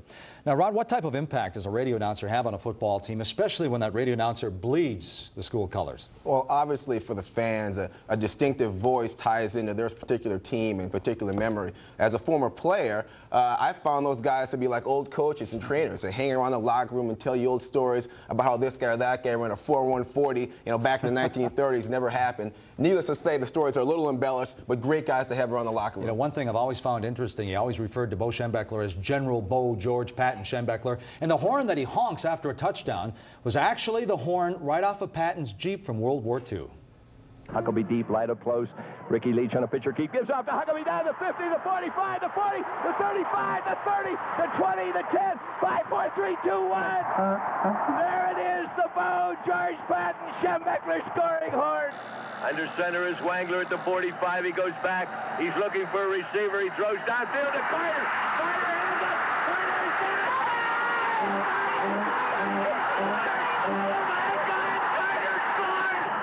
Schembechler is looking up and he's looking up at fielding a Jostin football Valhalla. Johnny Wangler pitches off to Woolfolk around the left side. He's up over the 10, first down, 15, catch to the 20, the 30, the 40, he's going all the way, and it's a 45, 30, 20, 15, 10, 5, 4, 3, 2, 1. There he goes. It's the longest run in the history of Michigan football.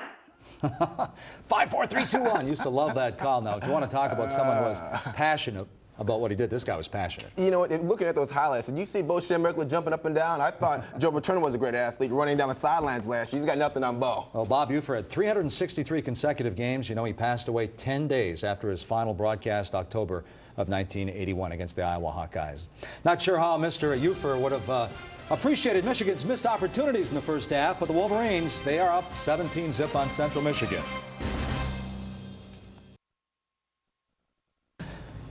Braylon Edwards wearing that #1. Ooh, might have got a little push there, Rod. Yeah. 3 catches, 18 yards, and a drop for Mr. Edwards in the first 30 minutes.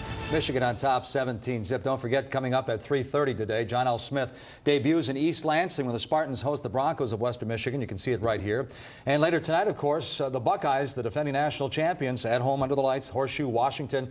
Prime time for the Buckeyes, or is it going to be prime time for Cody Pickett and Reggie Williams? Well, first and foremost, they're expecting a torrential downpour in the Buckeye land today. So with that, it's going to make it very difficult for Washington to have the finesse passing game that they're used to. And not so much because of the wet football. Everybody thinks it's the wet football. That's not it. The studio guys do a great job of keeping the ball dry. The problem is for the quarterback getting set in the pocket, feet slip a little bit, receivers aren't as crisp out of their routes, makes it very, very tough to time up a passing game. I like Ohio State returning 5 stars on the offensive line to push the football at Washington and win the game. It's funny you bring that up. The last time the Buckeyes lost a non-conference home game was 1990 in the Lightning.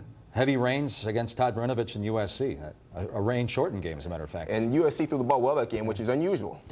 All right, the Buckeyes under the lights against Washington. That game coming up at 8 o'clock tonight.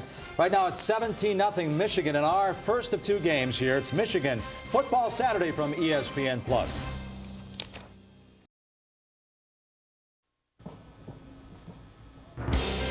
Welcome to Michigan College Football Saturday, presented by SBC. Get up to speed on the latest stats, chats, scores, and more with SBC Yahoo DSL.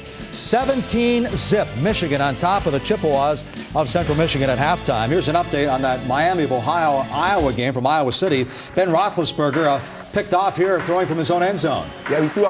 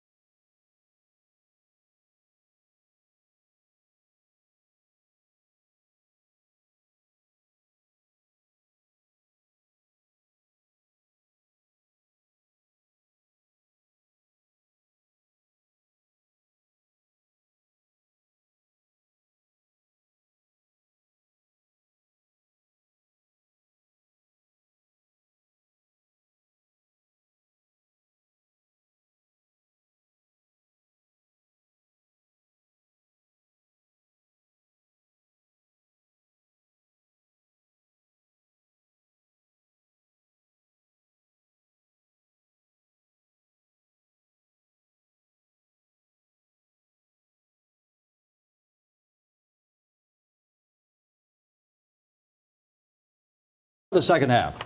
All right, thank you very much, guys. And back in Michigan Stadium, first half that saw the Wolverines struggle a little bit to get on track, and although they lead 17-0, there's still some coaching points for Lloyd Carr to make. Oh, I don't think he's going to be short of anything to say come film session, but they did get into a rhythm, and you could see that. It starts with John Navarre, the leader there on offense. They got into a rhythm and put some points on the board. Chris Perry got things going on the ground early in the first half. This is the opening drive of the game, 62 yards. Well, and this is what they need. They wanted to work on their running game. They need to be a better team running the ball, and these are the kind of big plays that Chris Perry can bring this team. You look at the wonderful catch by Edwards here in the corner for the touchdown. He just makes big plays. And then, of course, the second touchdown, Perry running up the middle. Just good, hard effort getting Michigan their second score.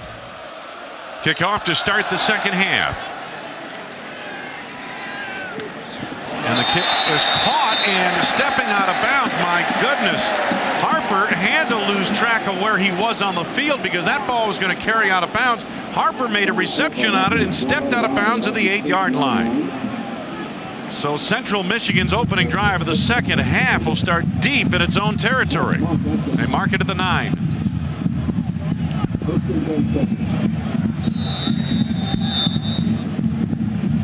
Jeff Perry in the first half. A lot of short passes by Perry, and that's kind of the way they're going to run their offense. And they go without a huddle. Jackson, the tail of the tandem. He was a workhorse early in the game for Central Michigan.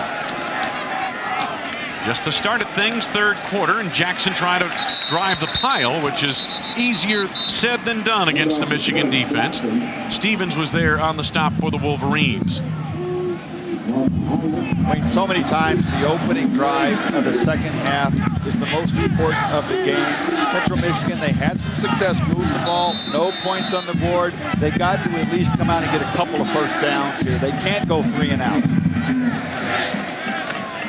Fake a toss. Jackson sheds a defender. Jackson has a first down and more. Marcus Curry cuts him down on the corner of the defense out of the 26-yard line. Good job there by that left side of that offensive line, opening up that hole for Jackson. He gets through it, gets them some much-needed breathing room away from the shadows of their goalpost there. Now maybe they could open things up a little bit like they talked about, I'm sure, at halftime. 17 yards on that game. Jackson barreling through into the Michigan secondary and out to the 38-yard line. Marcus Curry again makes the stop. Boy, continuing just to run behind the blocking of Adam Keefe and Derek McLaughlin. Those are their leaders on that left side. Big guys. Keefe 6'7", 320 pounds, and McLaughlin, 6'5", 315. They're doing a nice job. 1st and 10 for the Chippewas. Perry. Nice throw and catch. Joe Staley, the tight end, inside the 45-yard line. Staley, a redshirt freshman from Rockford, Michigan. Jeremy LeSueur made the play, but I'll tell you what, the quarterback hung in well against the rush. Did a nice job coming off of his first target, finding the secondary receiver. Perry's first receivers were covered, doesn't panic, comes off of that, finds his secondary receiver, keeps his poise in the pocket there, knowing he's going to get hit. Maybe his best play of the day, Wayne. Lawrence Reed delivered the blow, but the Chippewas are in Michigan territory at the 44-yard line. And they've moved this ball out in big chunks on the ground, and then this last one through the air. 1st and 10. That's Hill at the top of your screen. Willie Hill. Jackson, patient run, close to the 40-yard line. Gain of about 3, maybe 4. Norman Hoyer made the stop for Michigan. He's a 5th-year senior out of Peoria, Arizona. Wayne, we talked about first half, Central Michigan with no points, but 2 turnovers, both of them inside the Michigan 20-yard line. So they had their opportunities. 2nd down. The fake toss, and again Jackson slips through the line inside the 35, met by Jacob Stewart, a defensive back for the Michigan Wolverines, and it'll be 3rd and 1 coming up.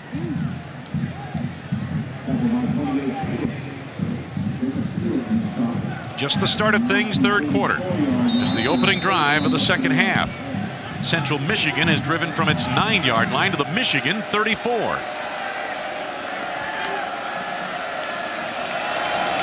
Gibson, the receiver, at the top of your screen. Everybody else is tight, and the quarterback sneaking, and Perry plows through close to the 31-yard line. 1st down for the Chippewas.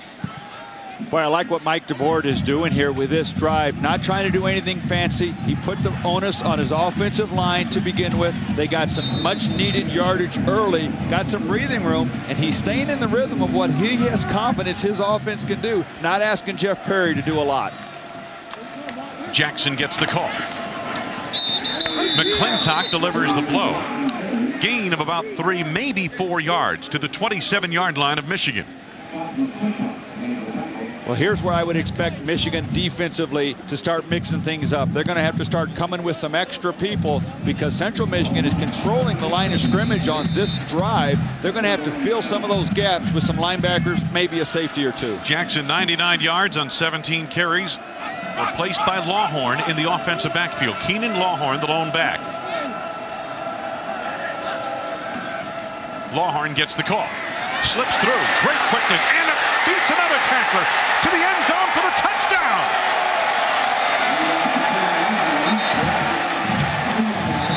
A 7-yard run.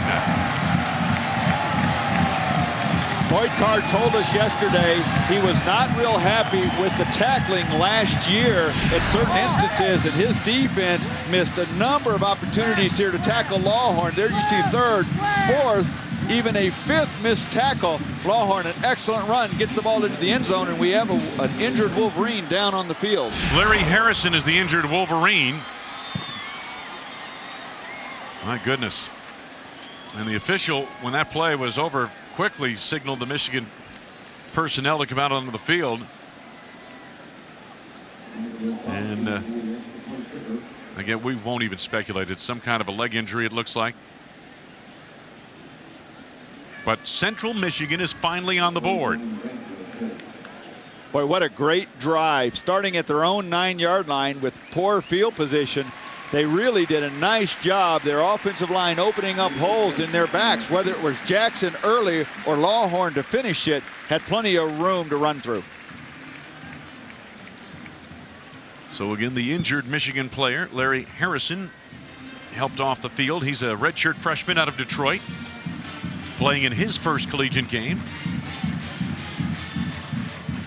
Well, that has got to do wonders for the Central Michigan confidence to come out, make the adjustments they made at halftime.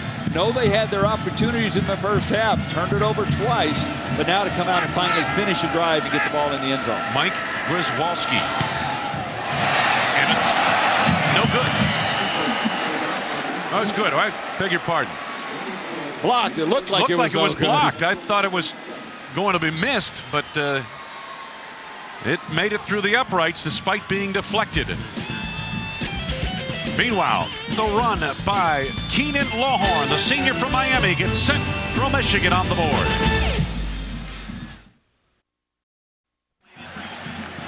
Michigan leading 17-7. Central Michigan finally on the board, and we're joined by a familiar face of Michigan football, Mr. Bo Schembechler. Bo, great to see you. Well, nice to see you, Wayne. Beautiful day for football. I can't say that I really enjoy this game so far, but you enjoyed it a lot more a couple minutes ago, is what you're saying. Well, I don't know what they did at halftime. Must have had a party in there or something. Well, much anticipated the Michigan football season, and we'll talk to you a little bit about that as we head into this third quarter. Kickoff is bobbled and picked up. Jeremy Lesueur sheds a defender across the 25. He's out near the 30-yard line. Michigan football Saturday, Coach. Your best memories. Do you miss the sidelines? Well, I do. I realize I can't coach anymore, but there's no greater thrill, really, than bringing the team out that tunnel against Randy Wright and the Wisconsin Badgers. You know what I mean? Yeah. Well, you had a lot of thrills against us, that's for sure. But do you still get the emotional highs and lows, even though you've been out of coaching? Yeah, I sit up there and I gripe and moan about everything that's going on. I don't like the fact we can't run the ball. I don't think we're playing defense worth what they call it.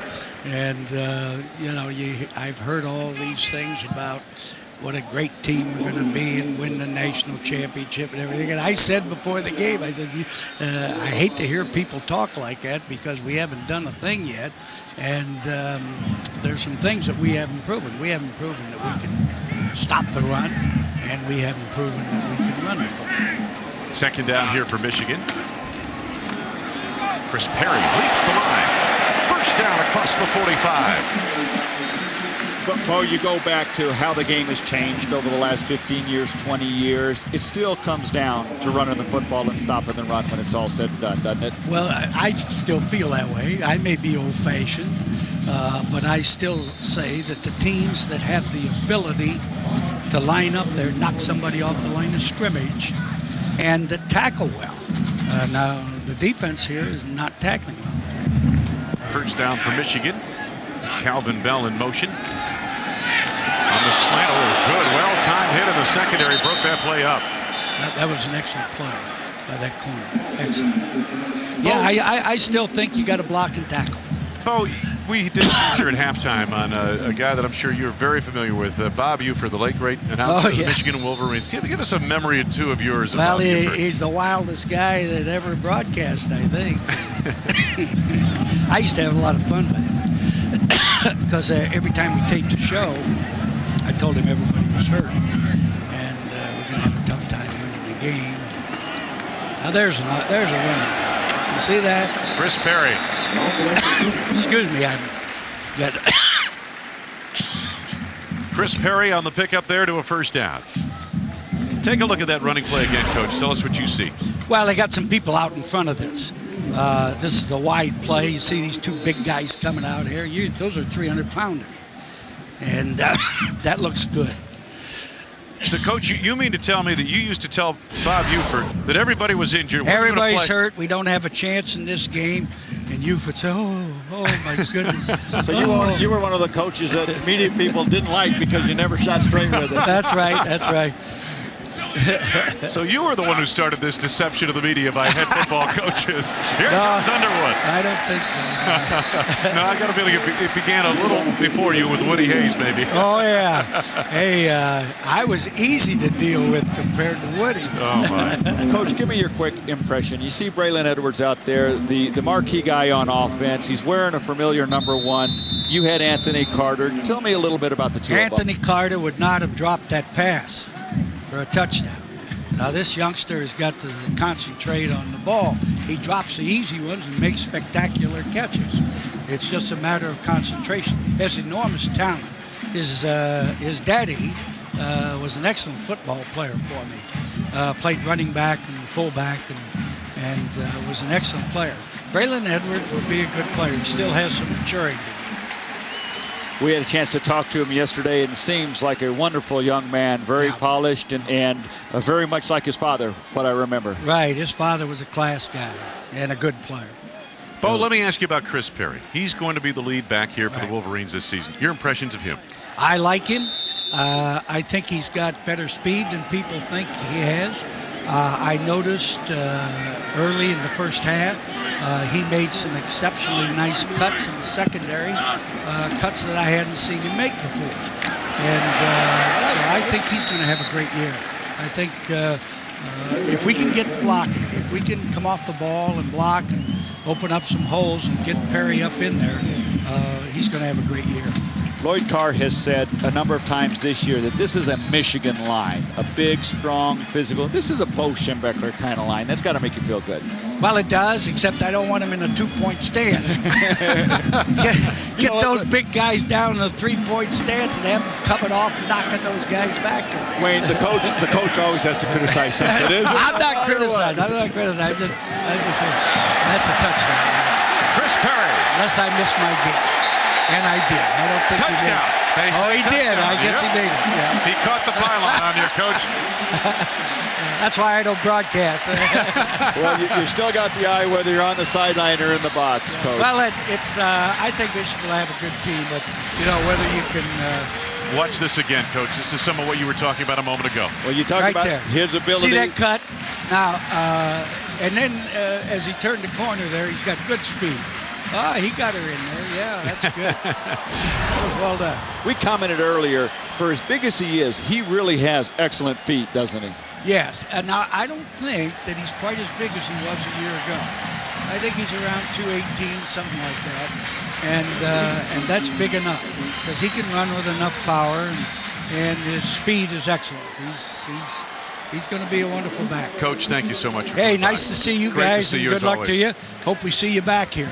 Bo Schembechler, thanks. Legendary head coach of the Michigan Wolverines, and Chris Perry right out of the Schembechler book. 26 yards to score.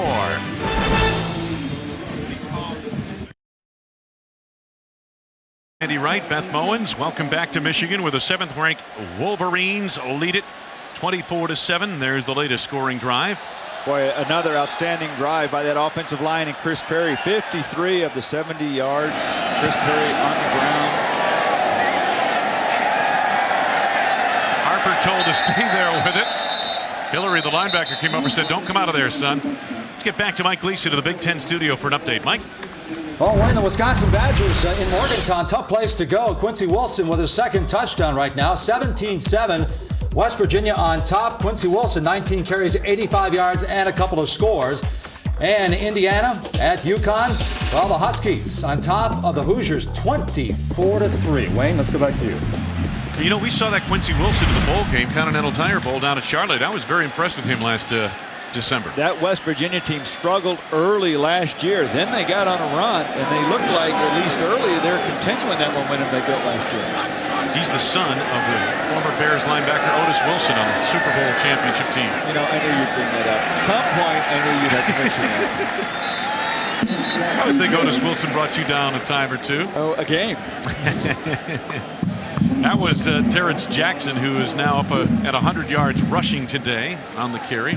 Pierre Woods, Norman Hoyer on the stop for the Michigan Wolverines.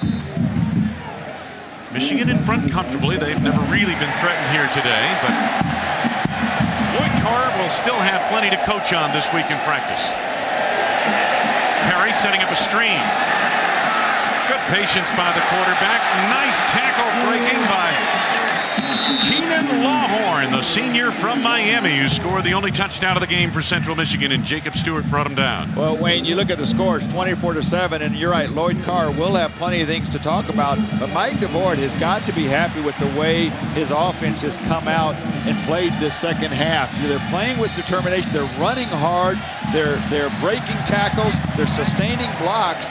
he's trying to build not only on this game, but for the rest of the season. And he's got to be happy at this point with the way the offense is playing. Jackson Bowman arrived at the point of attack.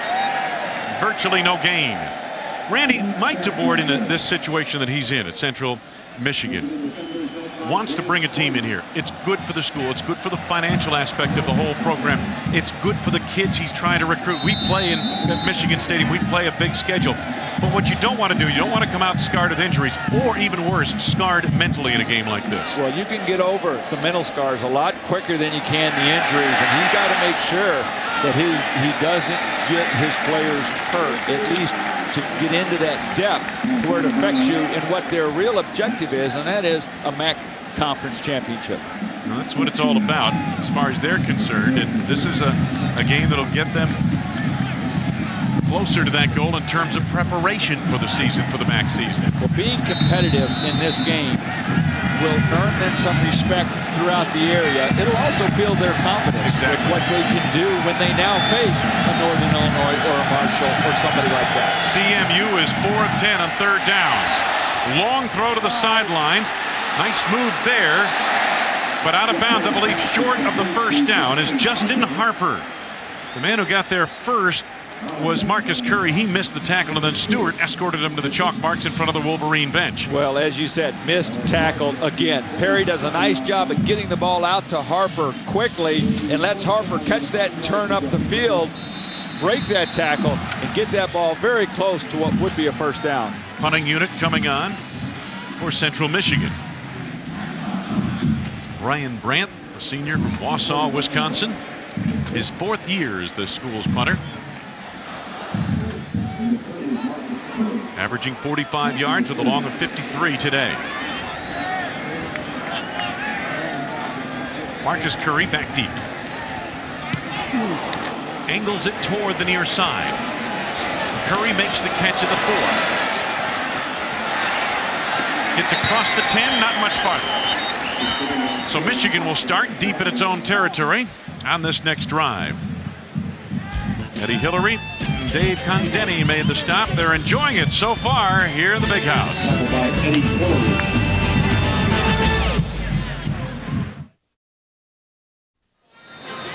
Cool breeze blowing through Michigan Stadium here. Some of it artificial induced. Ooh, that's man-made there. Yeah.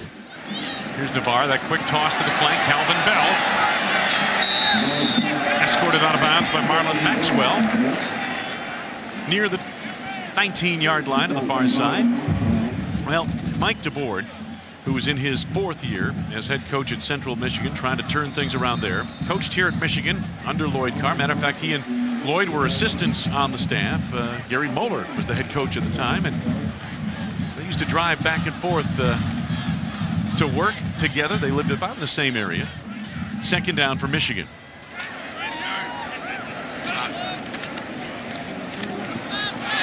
Lots of running room for Chris Perry.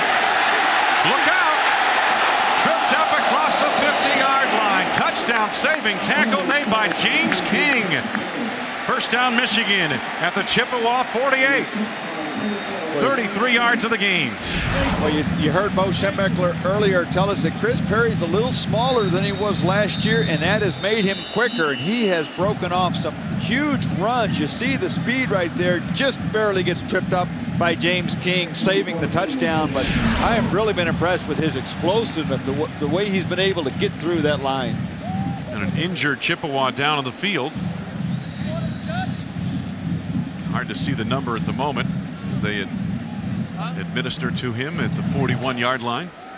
Anthony Thomas was the last Wolverine to have a 200-yard plus rushing game back in the 2000 season. So Perry over the 200-yard mark here today in rushing. When you're talking about Lloyd Carr and Mike DeBoer riding together, it's funny how that situation got started. Well, you know, it was amazing because they were talking about it, and you know, one day Lloyd's car was in the shop, so he says to DeBoer, well, would you mind picking me up for work? And so DeBoer says, yeah, and they drove to work. The next day, he rode again with him. The day after that, can I have a ride? Day after that. And finally, DeBoer says, isn't that car fixed yet? And Lloyd says, yeah, it's fixed. It's been fixed for a while, but I just like riding to work. I just like having a chauffeur.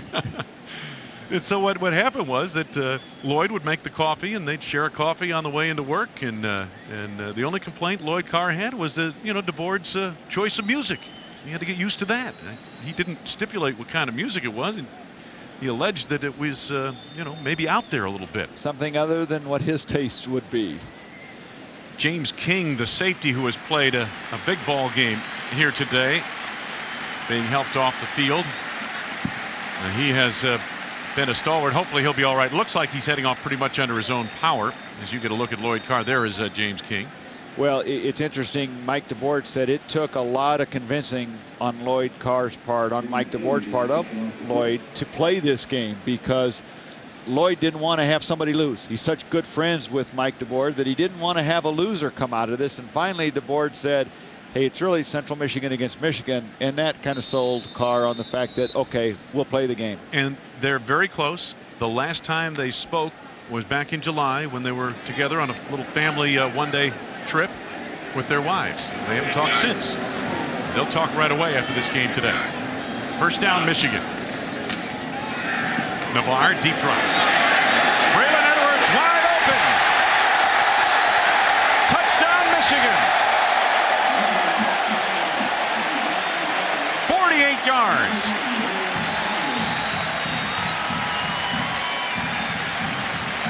The second nice drive of the half for this Michigan offense, mixing in runs and throws. And when you have some big players on offense like you have with Braylon Edwards and Chris Perry and John Navarre, you're going to get these kind of results. Boy, what a beautiful throw that time by Navarre. Seeing his man wide open, just takes his time, makes it an easy catch for Edwards.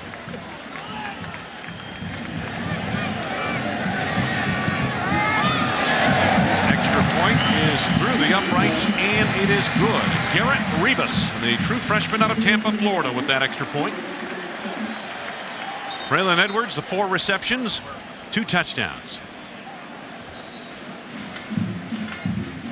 Well, excellent play action in the backfield, freezes that secondary. You've got man-to-man coverage. They see the play action, linebackers step up, and just a good route that time by Edwards, getting right by Maxwell on the coverage. And once you get behind, once Edwards gets behind a defender, you're not going to catch him. Excellent protection.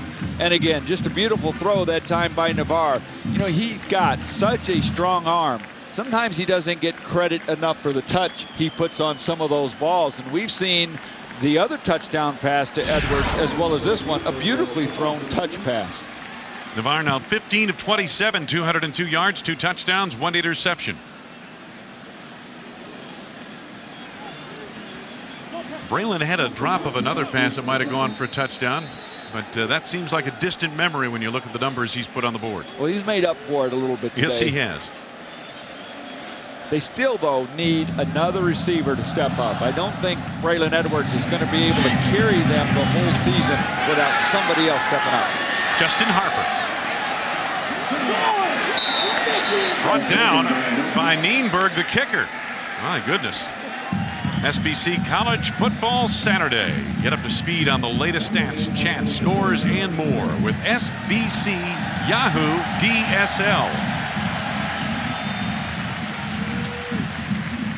Don't forget, coming up following our telecast here in Ann Arbor, SBC Michigan Football Saturday continues from East Lansing. The Spartans play host to Western Michigan. First down out of the 27-yard line. Jeff Perry remains at quarterback. He's gone all the way.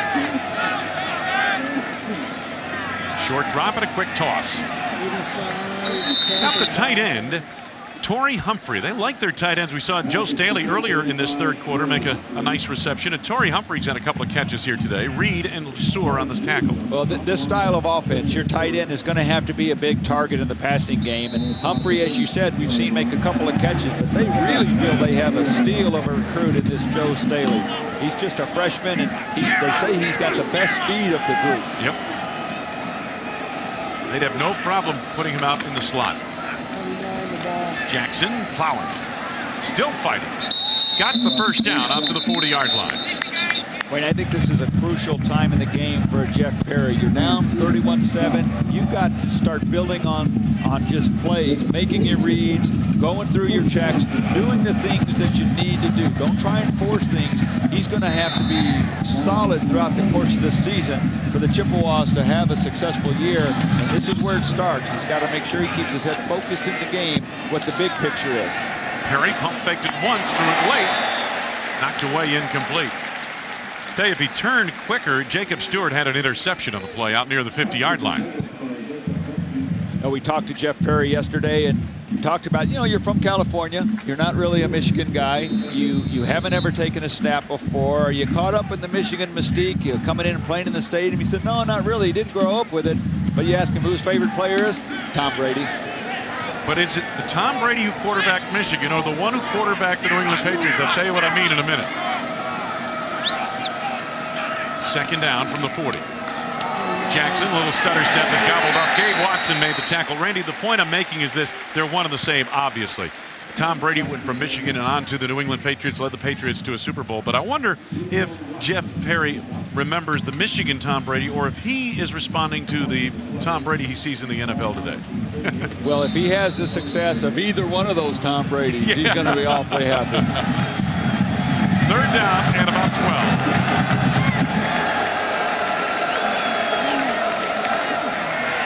Blitz coming. Hit as he throws. Harper cannot haul it in. Looked like a catchable ball. And Perry stood in under the pressure, and he took a hit from Carl Diggs and is shaken up as he heads off. Well, it's good for Perry to get a chance to stand in that pocket and take some of those hits. Stands in there, doesn't back down, still delivers a decent pass, and as you can see, shaken up a little bit after that hit. He's shown some good courage. Van Alstein's hit him a couple of times on the blitz. Brian Brandt, the punter. And this one is fielded. And Preston taken down right away. No doubt about that tackle by Torrey Humphrey, the tight end. Well, Michigan has had such success returning kicks on special teams today. That's a wise decision by Central Michigan to try and punt it away from them. Well, you mentioned that Central Michigan really has to kind of forget about the scoreboard and just try to execute its offense and defend. Michigan at this stage of the game, what are they working on? Well, I think they're going to try and get some backups in because they generally have a very tough non-conference schedule. They don't always get an opportunity to play in blowouts where they can get some playing time for some of their backups. I think they want to be fundamentally strong. They want to be mentally disciplined and focused and work on this running game. Tough run up the middle. Again, Chris Perry. You know, the Michigan offense, we had Bo Schembechler here earlier, was never known a whole lot for quarterbacks, and this was a running back school. But if you look at what's going on today, what's coming out of Michigan today, you're seeing backs. Yeah, but in addition to backs, you're seeing a lot of receivers. Well, you're seeing a lot of NFL quality receivers. Take a look. Their current NFL players, more than twice the number of wide receivers as you have running backs, and you have 3 quarterbacks equal to the number of running backs. And when you only play 1 quarterback at a time and 2 or 3 running backs and a number of wide receivers, tells you a little bit of how that's changed and how much Michigan has become a school of quarterbacks going into the NFL and wide receivers more so than running backs. Beth Mowens? Well, Wayne, when we talked to Coach Lloyd Carr yesterday, he actually had a checklist for us of what it takes to be a quarterback at Michigan. And he thought Navarre had all of the qualities necessary. You have to be smart. You have to be physically and mentally tough. You've got to be an accurate passer. And then once you're out here on the turf at Michigan Stadium, you have to perform. He also talked about the fact that experience does not come without suffering. And he thought that Navarre had suffered more than any of those other quarterbacks in terms of all the off-field distractions he's had to deal with here at Michigan. Wayne? No question, Beth. There's the pass completed to Avant on the far side. Lloyd Carr mentioned about, and Beth makes a great point, he said, you know, John Navarre won't face anything more difficult to deal with in terms of outside, pressure than what he's dealing with here in his Michigan career as a quarterback who has started 4 years here at Michigan. And I maintain, Randy, the toughest job in Michigan is not quarterback of the Lions or the Spartans. It's quarterback of the Michigan Wolverines. Well, I agree completely. And kind of a follow-up to you, Beth. Do you think John Navarre has gotten the respect off the field for what he has done on the field that some of his predecessors have? I don't think that's the case, Randy, and actually Lloyd Carr made the point, you know what?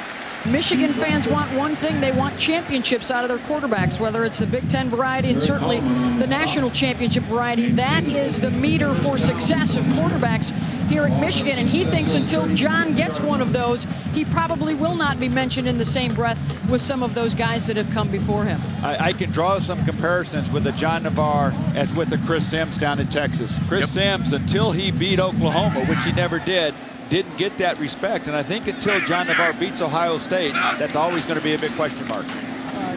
Underwood gets the call for about 3 yards. I think you're right. And again, there's so much focus on the quarterback of the Michigan Wolverines. This is the big program in this state. There's no question about that. And Navarre 2 years ago, Randy, came off a season where it really went in a downward spiral for him. He struggled down the stretch of that season, and he just couldn't quite get anything going. And Lloyd Carr at that point asked him after the season, this is 2 years ago, said, do you really want to do this? Do you really want to play quarterback here at Michigan? Because John Navarre is a talented athlete. He could play defensive end in high school. But he said, yes, I do. And then Lloyd said, well, listen, you've got to do these things. And he did all of those things, and last year put together an outstanding season. Pass may have been tipped, I'm not sure, but it was well behind the intended receiver, Anthony Avant, and it looked like Jonathan Nelson got a piece of that. Well, I very much like and respect what John Navarre has done here, and I think he's ready to have just a wonderful season. And you look coming into today's game, he only needed 28 completions, 538 yards to become the career leader in those categories. We saw that game against Miami of Ohio that John Navarre, his first college game. Michigan 2 of 6 on third downs. Well, make no mistake, the schedule is very much in Michigan's favor this year for them to have the kind of year they expect. Ball was caught by Edwards, fumbled as the linebacker Hillary knocked it out of there, and then recovered downfield by Tim Massacoy. So it's a first down for the Michigan Wolverines.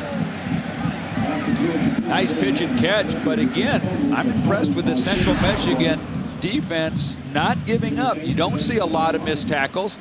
Here you see a nice play coming over here to knock this ball loose by Hillary. And fortunately for the Wolverines, Massacoy is there, but I don't see any quit in the Chippewas here today. Not at all. First and 10. Michigan on the drive again. Underwood. Strung out pretty well by the Chippewa defense. Let's get back to Mike Gleason in the Big Ten studio. Mike? Wayne, Illinois still trailing Missouri. Big fourth down play coming up here, Rod. You can't convert on 4th and short if you've got guys going the wrong direction. The onside guard pulls left, the quarterback and running back go right, they get stuffed. And they don't make it. Trail 14-9, Wayne. All right, thank you, Mike. Those uniforms, all orange. I don't know about that. Take a little getting used to. I tell you what, if they lose that game, Coach Turner will be a go long back in the time closet before he puts those uniforms on again. Second down and 8 for Michigan.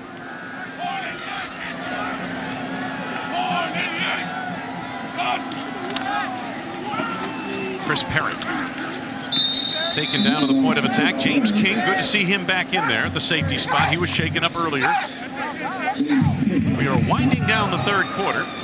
See Lloyd Carr right there in number 5, David Underwood right next to him. He brought him off after that last play and was just giving him an earful, telling him, you got to get that ball up. Don't run east and west. You get that ball, the hole's there, duck that thing and go north and south. And David Underwood is a player that the Wolverines need to step up this year. Very seldom can you make it through an entire season with just one running back.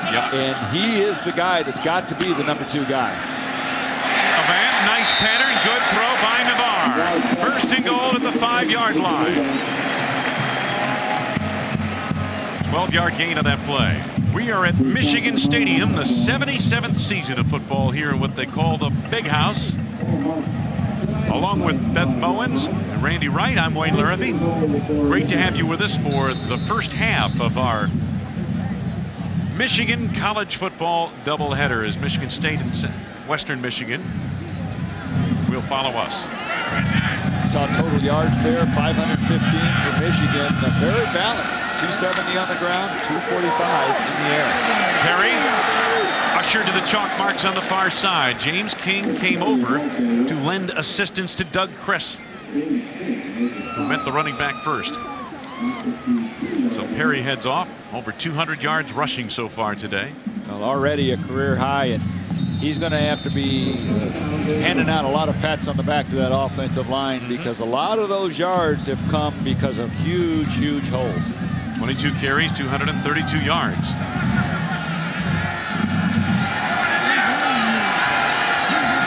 Second down and goal to go. Underwood hit hard by King. I'll tell you what, Randy, I'm as impressed with that safety for Central Michigan as almost any player on the field. He has made some tenacious hits here today. Play after play after play, and he was the lone starter returning from last year. A defensive secondary that was just tortured all year. 106th in pass defense last year. He has stepped up. He's a heck of a hitter. 100 tackles last year. He's a veteran back there, and there has been no quit in him. I agree with you. I have been very impressed with his awareness and his willingness to stick his nose right in the middle of it. Third and goal at the 1. Navarre off the hands of Bell, who tried to disengage from the coverage of Marlon Maxwell, and boy, have they gone at Maxwell a lot today. Well, you know, they have, and boy, that was a nice throw.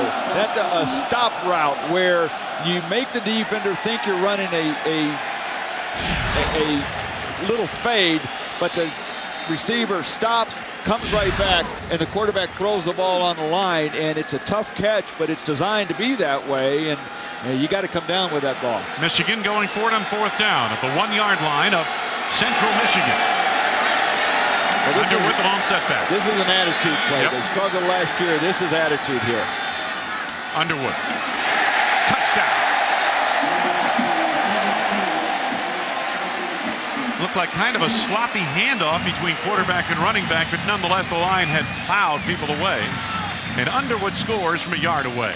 Well, as we said, and we have mentioned many times today, Michigan struggled last year inside the red zone, large part because of their lack of ability to run the ball consistently. And Lloyd Carr coming out, field goal doesn't do us a lot of good right now. We want to work on things, and got that ball in the end zone. Garrett Rivas for the point after. And he's got it through the uprights. So the Michigan Wolverines extend their advantage to 31 points, 38-7. Well, you mentioned the sloppy handoff, and it looked as though Navarre actually went a little deep. Offensive linemen cut their splits down. The holes become a little tighter, and Navarre needs to be aware of that and cut his angle down. Underwood made a nice adjustment.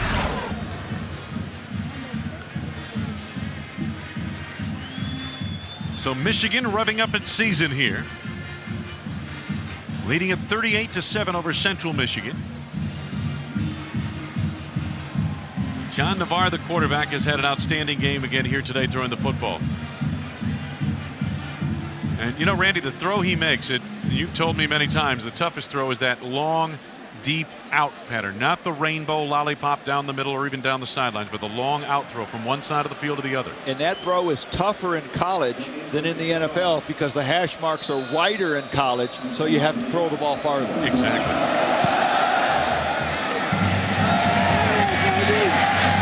Seymour deep in the end zone, back to retrieve this one. Downs it, and they'll take it out to the 20. Back to Mike Gleason for another update. Mike? Well, Wayne, keep in mind, Nathan Chandler, Iowa's quarterback, 6'7", 250. And he shows some strength right here, but with the guy hanging all over him, he still delivers the ball to Maurice Brown for the touch. Maurice Brown, 7 catches, 78 yards. Illinois gets the ball back. John Butcher to Kelvin Hayden. They're back on top. Yeah, John Butcher's got a cannon for an arm. He should be a high-run draft pick next year. There you see the Connecticut's still on top of Indiana, Wayne. All right, thank you, Mike. Maybe those uniforms aren't so bad after all. They're coming from behind in them. They're looking a lot better. They are. You are such a fair weather announcer. 6'7" quarterback at Iowa. That's going to be fun to see. Well, Navarre's 6'6", so that's becoming average. I guess so. I could never play today. When could you play? I could never play today. Are you 6'2" even? Maybe. All right, fourth quarter is upon us at Michigan Stadium. The Wolverines leading Central Michigan 38-7. And the fourth quarter is coming up, and the big names have come to the fore. Lawhorn scores for Central Michigan, and Chris Perry a couple of times for the Wolverines.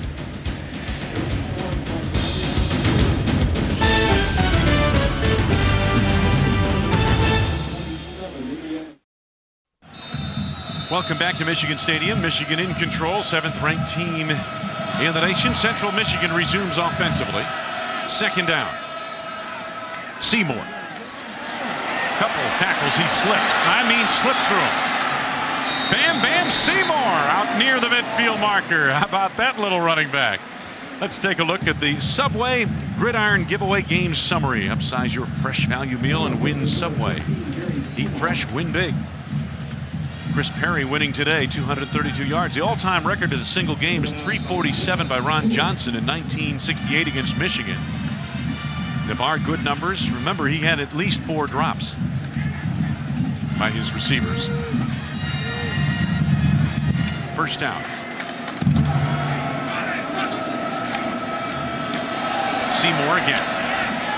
Fumbled football. I believe he got it back.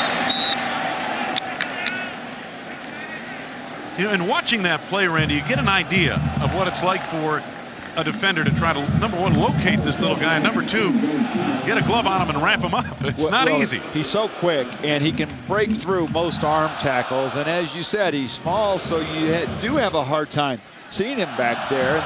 He doesn't stay in one place very long, so that quickness is something that he uses wisely. Indeed. And probably quicker, more so than fast. Second down and about 13. Jacob Brown in motion. They roll Perry.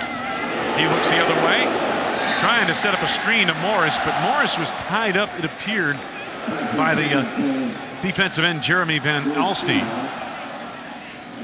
Well, one of the disadvantages of trying to throw a screen to Seymour is when he's only 5'6", you have a hard time seeing him too. Indeed. So Central Michigan now third down at 13. They spread the field with 3 receivers.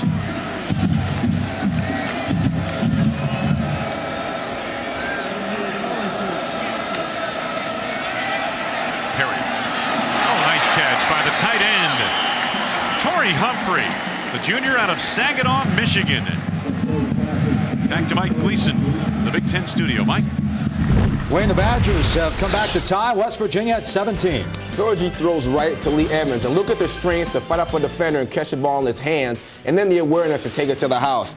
Hey, Wayne, is anybody happier up in Badgerland than Anthony Davis that Lee Evans is back in the fold? I'll tell you what, that is great to see, Rod. There's no question about that, and he's had a long rehabilitation process. Well, the good thing now for the Badgers with Evans coming back is those other receivers last year got so much experience and an opportunity to develop that they have a lot of depth at that position. You know, Jonathan Orr, one name that comes to mind right away, and you're right, they have tremendous depth at that position. Not much there for Bam Bam on that carry. Kaufman and Lamar Woodley. Lamar Woodley is an interesting sort. Played defensive end in high school and was recruited by the Michigan Wolverines to play linebacker. And halfway through the fall camp, he said to Coach Carr, he said, would you mind if I stepped up to the line and put my hand down on the ground? And Coach Carr said, if you want to do that, go ahead. And he did. And we had a chance to talk to him yesterday. He's a sturdy youngster, and really he's going to play a key role for this Michigan Wolverine team. He's a freshman out of Saginaw, Michigan. Remember the number 56 in the maize and blue. Well, the talk around Ann Arbor was Lloyd Carr doesn't usually pump freshmen very much, but boy, he was just overboard with excitement when they signed Lamar Woodley. He's a true freshman, as you said, and they have extremely high expectations of how he and several other true freshmen can come in and help the team this year. Third down for Central Michigan. Comebacker.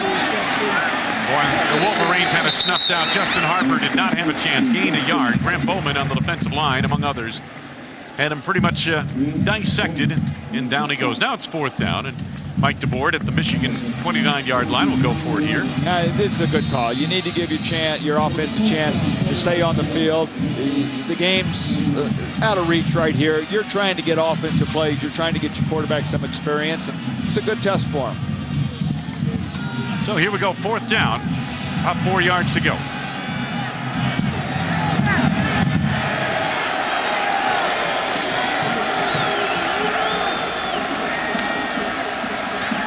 Perry, incomplete. Tried to hit Willie Hill, his favorite receiver. And Marcus Curry almost picked it off. So the Wolverines take over on offense when we come back to Michigan with 11:43 left to go in the football game.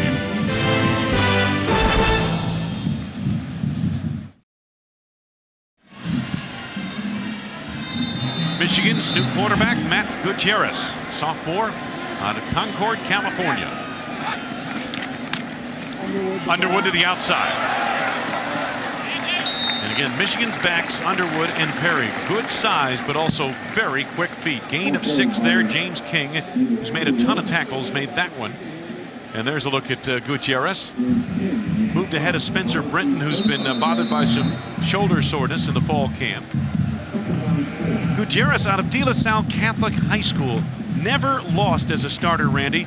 Passed for over 5,000 yards, 64 touchdowns, 9 interceptions. Wow, no wonder he's number 2 right now. Wow. That's a pretty impressive resume to bring to Michigan. Sitting behind Navarre, 5th-year senior. Looks to have a pretty bright future. That's Carl Tabb, redshirt freshman, wide receiver out of Ann Arbor, Michigan. Huron High School. Take a look at some of the scores around the country with Michigan State, Western Michigan following our game here in the state of Michigan. Temple and Penn State will get underway a little bit later on today as well. 9th-ranked Georgia shutting out Clemson on the road. Wayne, we talked a lot about Steve Preston, one of the redshirt freshman wide receivers. More as a punt returner today, but Carl Tabb, along with Preston, 2 of the most highly recruited and very, very high expectations for those guys to step up and complement the receiving corps. But Braylon Edwards, you hear a lot about, but he's caught 67 passes last year, is back.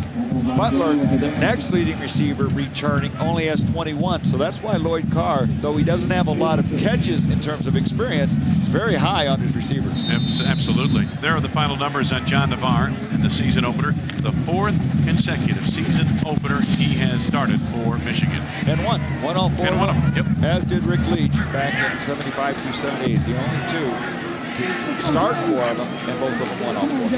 Underwood. Oh, he's got running room. King is the lone man to beat.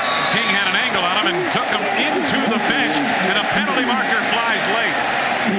King just took him and drove him right to the bench, 5 yards out of bounds, 17-yard gain, and they'll tack some more on top of that. Well, maybe a little bit of frustration coming out on James King. He's been involved in so many plays, big hole, maybe just a little frustration running him into the bench. Mike DeBoard can't be happy with the finish of that play. Well, his team has done a very nice job today, keeping its composure, staying focused. You haven't seen a lot of the holding penalties that happen because you get lazy. You haven't seen the offside, the illegal procedure. 15-yard penalty. Sloppy play on his team's part. First down. Take a look here at the late hit. There you see him out of bounds and just continuing to drive him through and drive him through. Hence the cause for the flag right there. 17-yard play becomes a 32-yard play with that penalty. And it's first down for the Wolverines, led by the sophomore Matt Gutierrez at the 24-yard line in Chippewa territory. Carl Tabb is the receiver at the very bottom of your screen. Preston in the slot. Gutierrez going that way. Tabb makes the catch and absorbs a hit. Maxwell made the hit. Let's go to Mike Gleason. Georgia Clemson. Check out David Pollack. Rod, I think he's been chomping at the bit to play some football. You know, David Pollack, for a man his size, has phenomenal hand-eye coordination. He made the same type of play last year against South Carolina. He's going to be a great pro. 4 sacks and a pick. 16-zip Bulldogs. Wayne? Well, Georgia showing that its top 10 ranking is no illusion.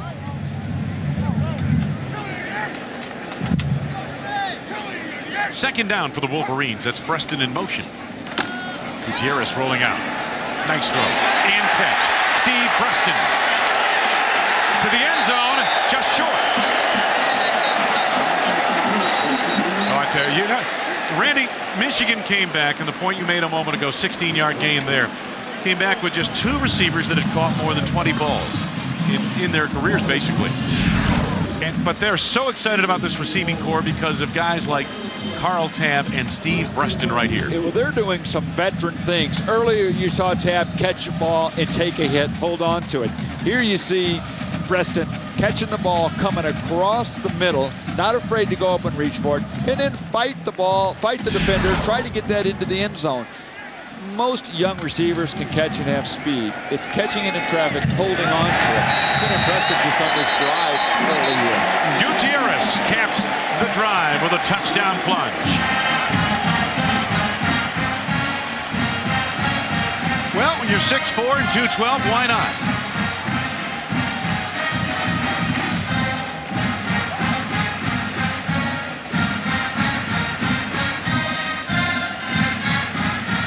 Michigan got things untracked offensively. They stumbled a little bit out of the gate, beginning of the game, but after that, they have been on a roll, doing it both through the air and on the ground, and whether it's your first string that's been out there or the second team. Been no die in Central Michigan, but the Wolverines are just a little bit too strong, too fast, too big for them. The latest drive, 71 yards, 7 plays. Key by Matt Gutierrez. Michigan adds to its lead.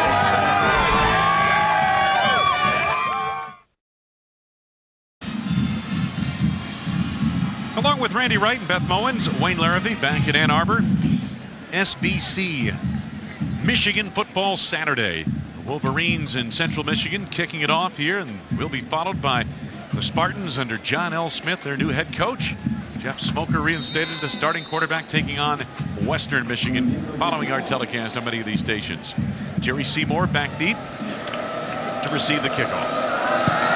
Greenberg gets good height into this kick. Seymour makes the catch at the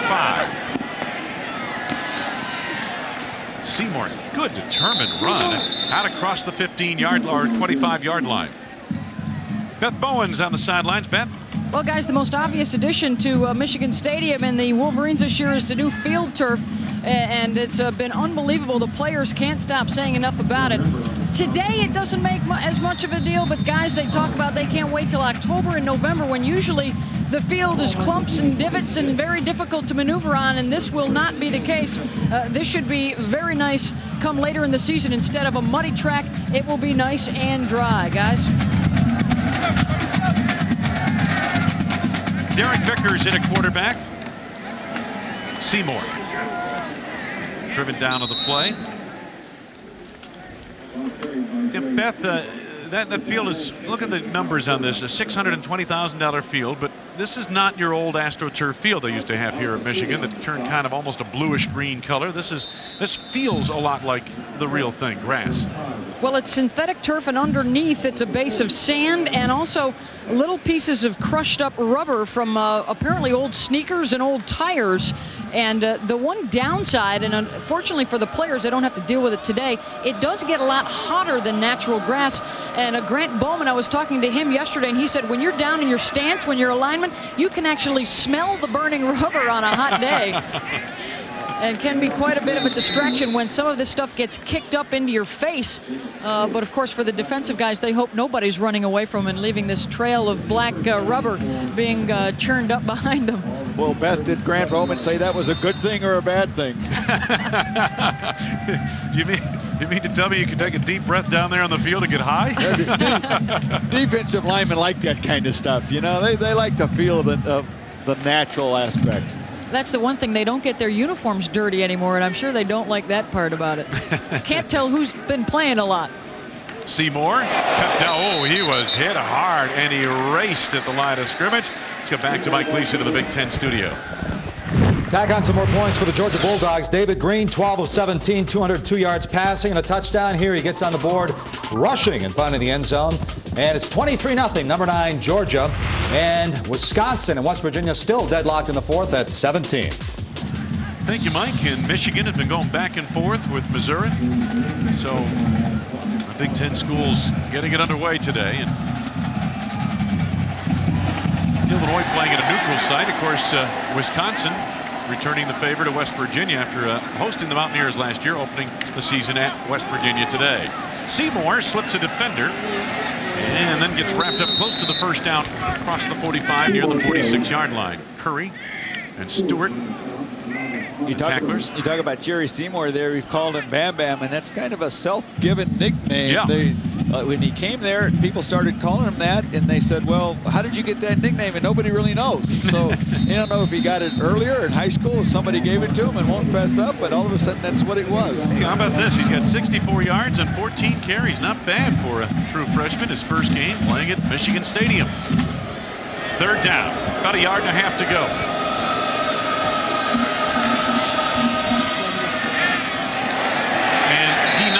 The first down on the carry. Spencer Lewis, a sophomore out of Lathrop Village, Michigan.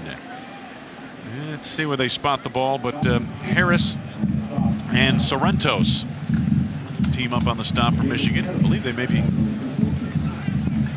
to go for it. They're fourth down, less than a yard away. Or are they? No, they're bringing the punting unit on. So Mike DeBoard sends out the punting unit. Wayne, you take a look at the Central Michigan program. This is Mike DeBoard's fourth year. They've won 2 games this first year, 3 games, and then 4 games. The MAC conference has got much more competitive, but it takes a while to turn programs around like that. You look at Joe Novak in Northern Illinois. They finally got that program very, very high in terms of the MAC conference and where they're at. What do you see? Hold up, guys. Hold up. Well, you know, I see them improving. I see them getting a little bit better. How much that translates to remains to be seen, but they are in a very competitive MAC conference. There's no doubt about that.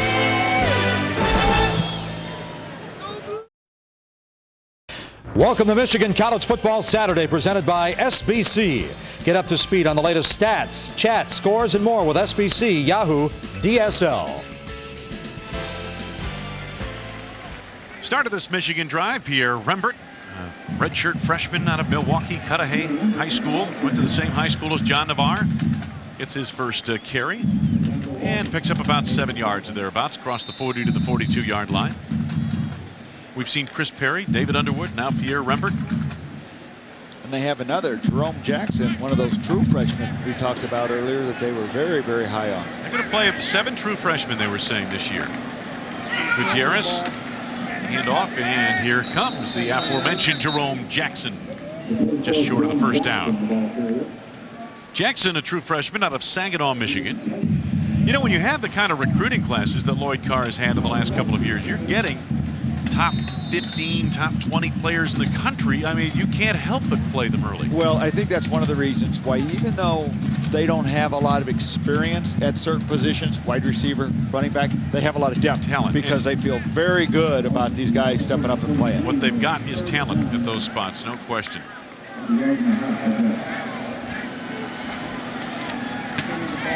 And they keep it on the ground, and Rembert close to the first down. It is a beautiful sun-splashed afternoon at Michigan Stadium. Where else would you want to be for a college football game? Michigan Football Saturday, presented by SBC, along with Beth Mowens and Randy Wright. I'm Wayne Larrabee. Great to have you with us. Be sure to stay tuned. Western Michigan heads to East Lansing to take on the Spartans of Michigan State in their opener at 3:30 Eastern Time. Some of you may be seeing Temple at Penn State. Consult your local listings for the game in your area. Our good pal Jim Barber over there at Penn State. Gutierrez picks up the first down on a straight-ahead move. I'm assuming that Jimmy had a little lobster bisque with Coach Paterno yesterday. Oh, one of the pleasures of doing Big Ten football. The lobster bisque at the Nittany Lion Inn. Indeed. It takes a while to get there, but it's a great place once you're there. You can't get there. You can't get there from anywhere. First down for the Michigan Wolverines. We are inside of 4 minutes to go. Been an impressive opener for Michigan. Yeah, there's some things the coaches will be able to focus on and work on in practice this week, but All in all, very successful opener for Michigan. And Central Michigan, despite the scoreboard, acquitted itself, I thought, quite well here today. They played with some poise. They played with toughness. First, make that gain of 8 yards on that first down play. Spencer Britton in at quarterback. I think, Wayne, there are going to be a fair amount of things that both coaches take out of this game that they're going to be pleased with. I think Mike DeBoer's team has played very, very well for what they were capable of doing today. They have been disciplined and fundamentally sound, and I think there's some good things they can build on. Randy, we haven't seen a lot of penalties in this game, hardly any at all. You know, it's been a well-played game in that regard for these two teams. Spencer Britton is an interesting individual. He spent 2 years away from the game on a mission.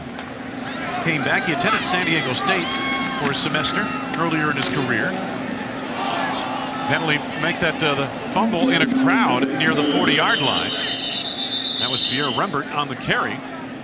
Let's see if the Wolverines indeed got it back. I don't see any indication yet from the officials. That ball could change hands several times in a pileup like that. But it is Michigan football, and it's a first down.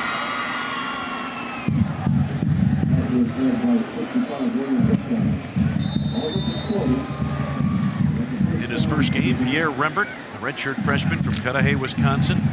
I mentioned Spencer Britton. Went on a 2-year Mormon mission down to South Africa. Came back and decided to attend Michigan. And the handoff to Jackson. Trying to run Tyus to the outside and taken out of bounds by Tyus. Good play by the linebacker. Penalty marker thrown very late in that play. Anthony Tyus Jr. made the stop. You talk about Spencer Britton, and it's just hard at any level to get away from the game for a couple of years and come back into it and be competitive, especially at a school like a Michigan. Absolutely. Where there's so much expected and the competition is so on the strong. defense. 5-yard penalty, end of the run. Repeat, first down. Incidental 5-yard face mask. You're right. And Spencer is a 5th-year senior now and has experienced some shoulder soreness and hasn't practiced a whole lot in the last couple of weeks leading up to this game. We'll see if they let him do much throwing at this stage of the game. We're 2:15 left to go. 3-receiver set on first down. Rembert hit and taken down hard on the play. Daniel Bazine over there first from his defensive end position. Jimmy Reese is also in there. There is Mike DeBoer. I think they're going to acquit themselves pretty well in the MAC. I really do. I think they've got a nice, solid ball club. He feels good about his team. He says this is the best team we've had, and as well they should be. He's in his 4th year now. Most of these kids that he has playing for them are his recruits. They've built up the offensive and defensive lines. I think Perry looks like a fairly sure quarterback for them. And he will improve drastically. He's very rusty. Didn't start playing quarterback till his senior year in high school. Yep. Played wide receiver as a sophomore and junior. Then he played quarterback for the first time as a senior, and then he hadn't played the last 3 years. I'll tell you who also was really impressive, I thought, for Central Michigan, and that's the running back Terrence Jackson. And he didn't even play football till his junior year in high school. Decided that, you know, hey, listen, my mom's not going to be able to send me to college. I've got to get a scholarship, and the best way to do that would be athletically. He has a gift, and he made it in. And he had such a good year in 2001 as a sophomore. Had the injury last year, plagued him all year, but he's off to a good start this year. Suffered a right foot injury in the fall camp and missed the first 5 games of last year, never got on track. Looked like he was on track today. Jerome Jackson, and they always have a deep stable of running backs at schools like Michigan and Ohio State. And Michigan has some deep talent at that position. 10-yard gain. Jason Smith made the stop. Jackson comes to the sidelines. Well, Mike DeBoer has talked about this being his best team because he's finally gotten the size where he thinks he needs to be competitive. They're stronger, they're bigger, they've developed. Some of the younger players he recruited are now juniors and seniors, and they've had a couple of years in the weight room. And I think he's going to be able to play the kind of football this year that he's wanted to. And again, they keep it on the ground, and the freshman, redshirt freshman this time, Rembert gets the call.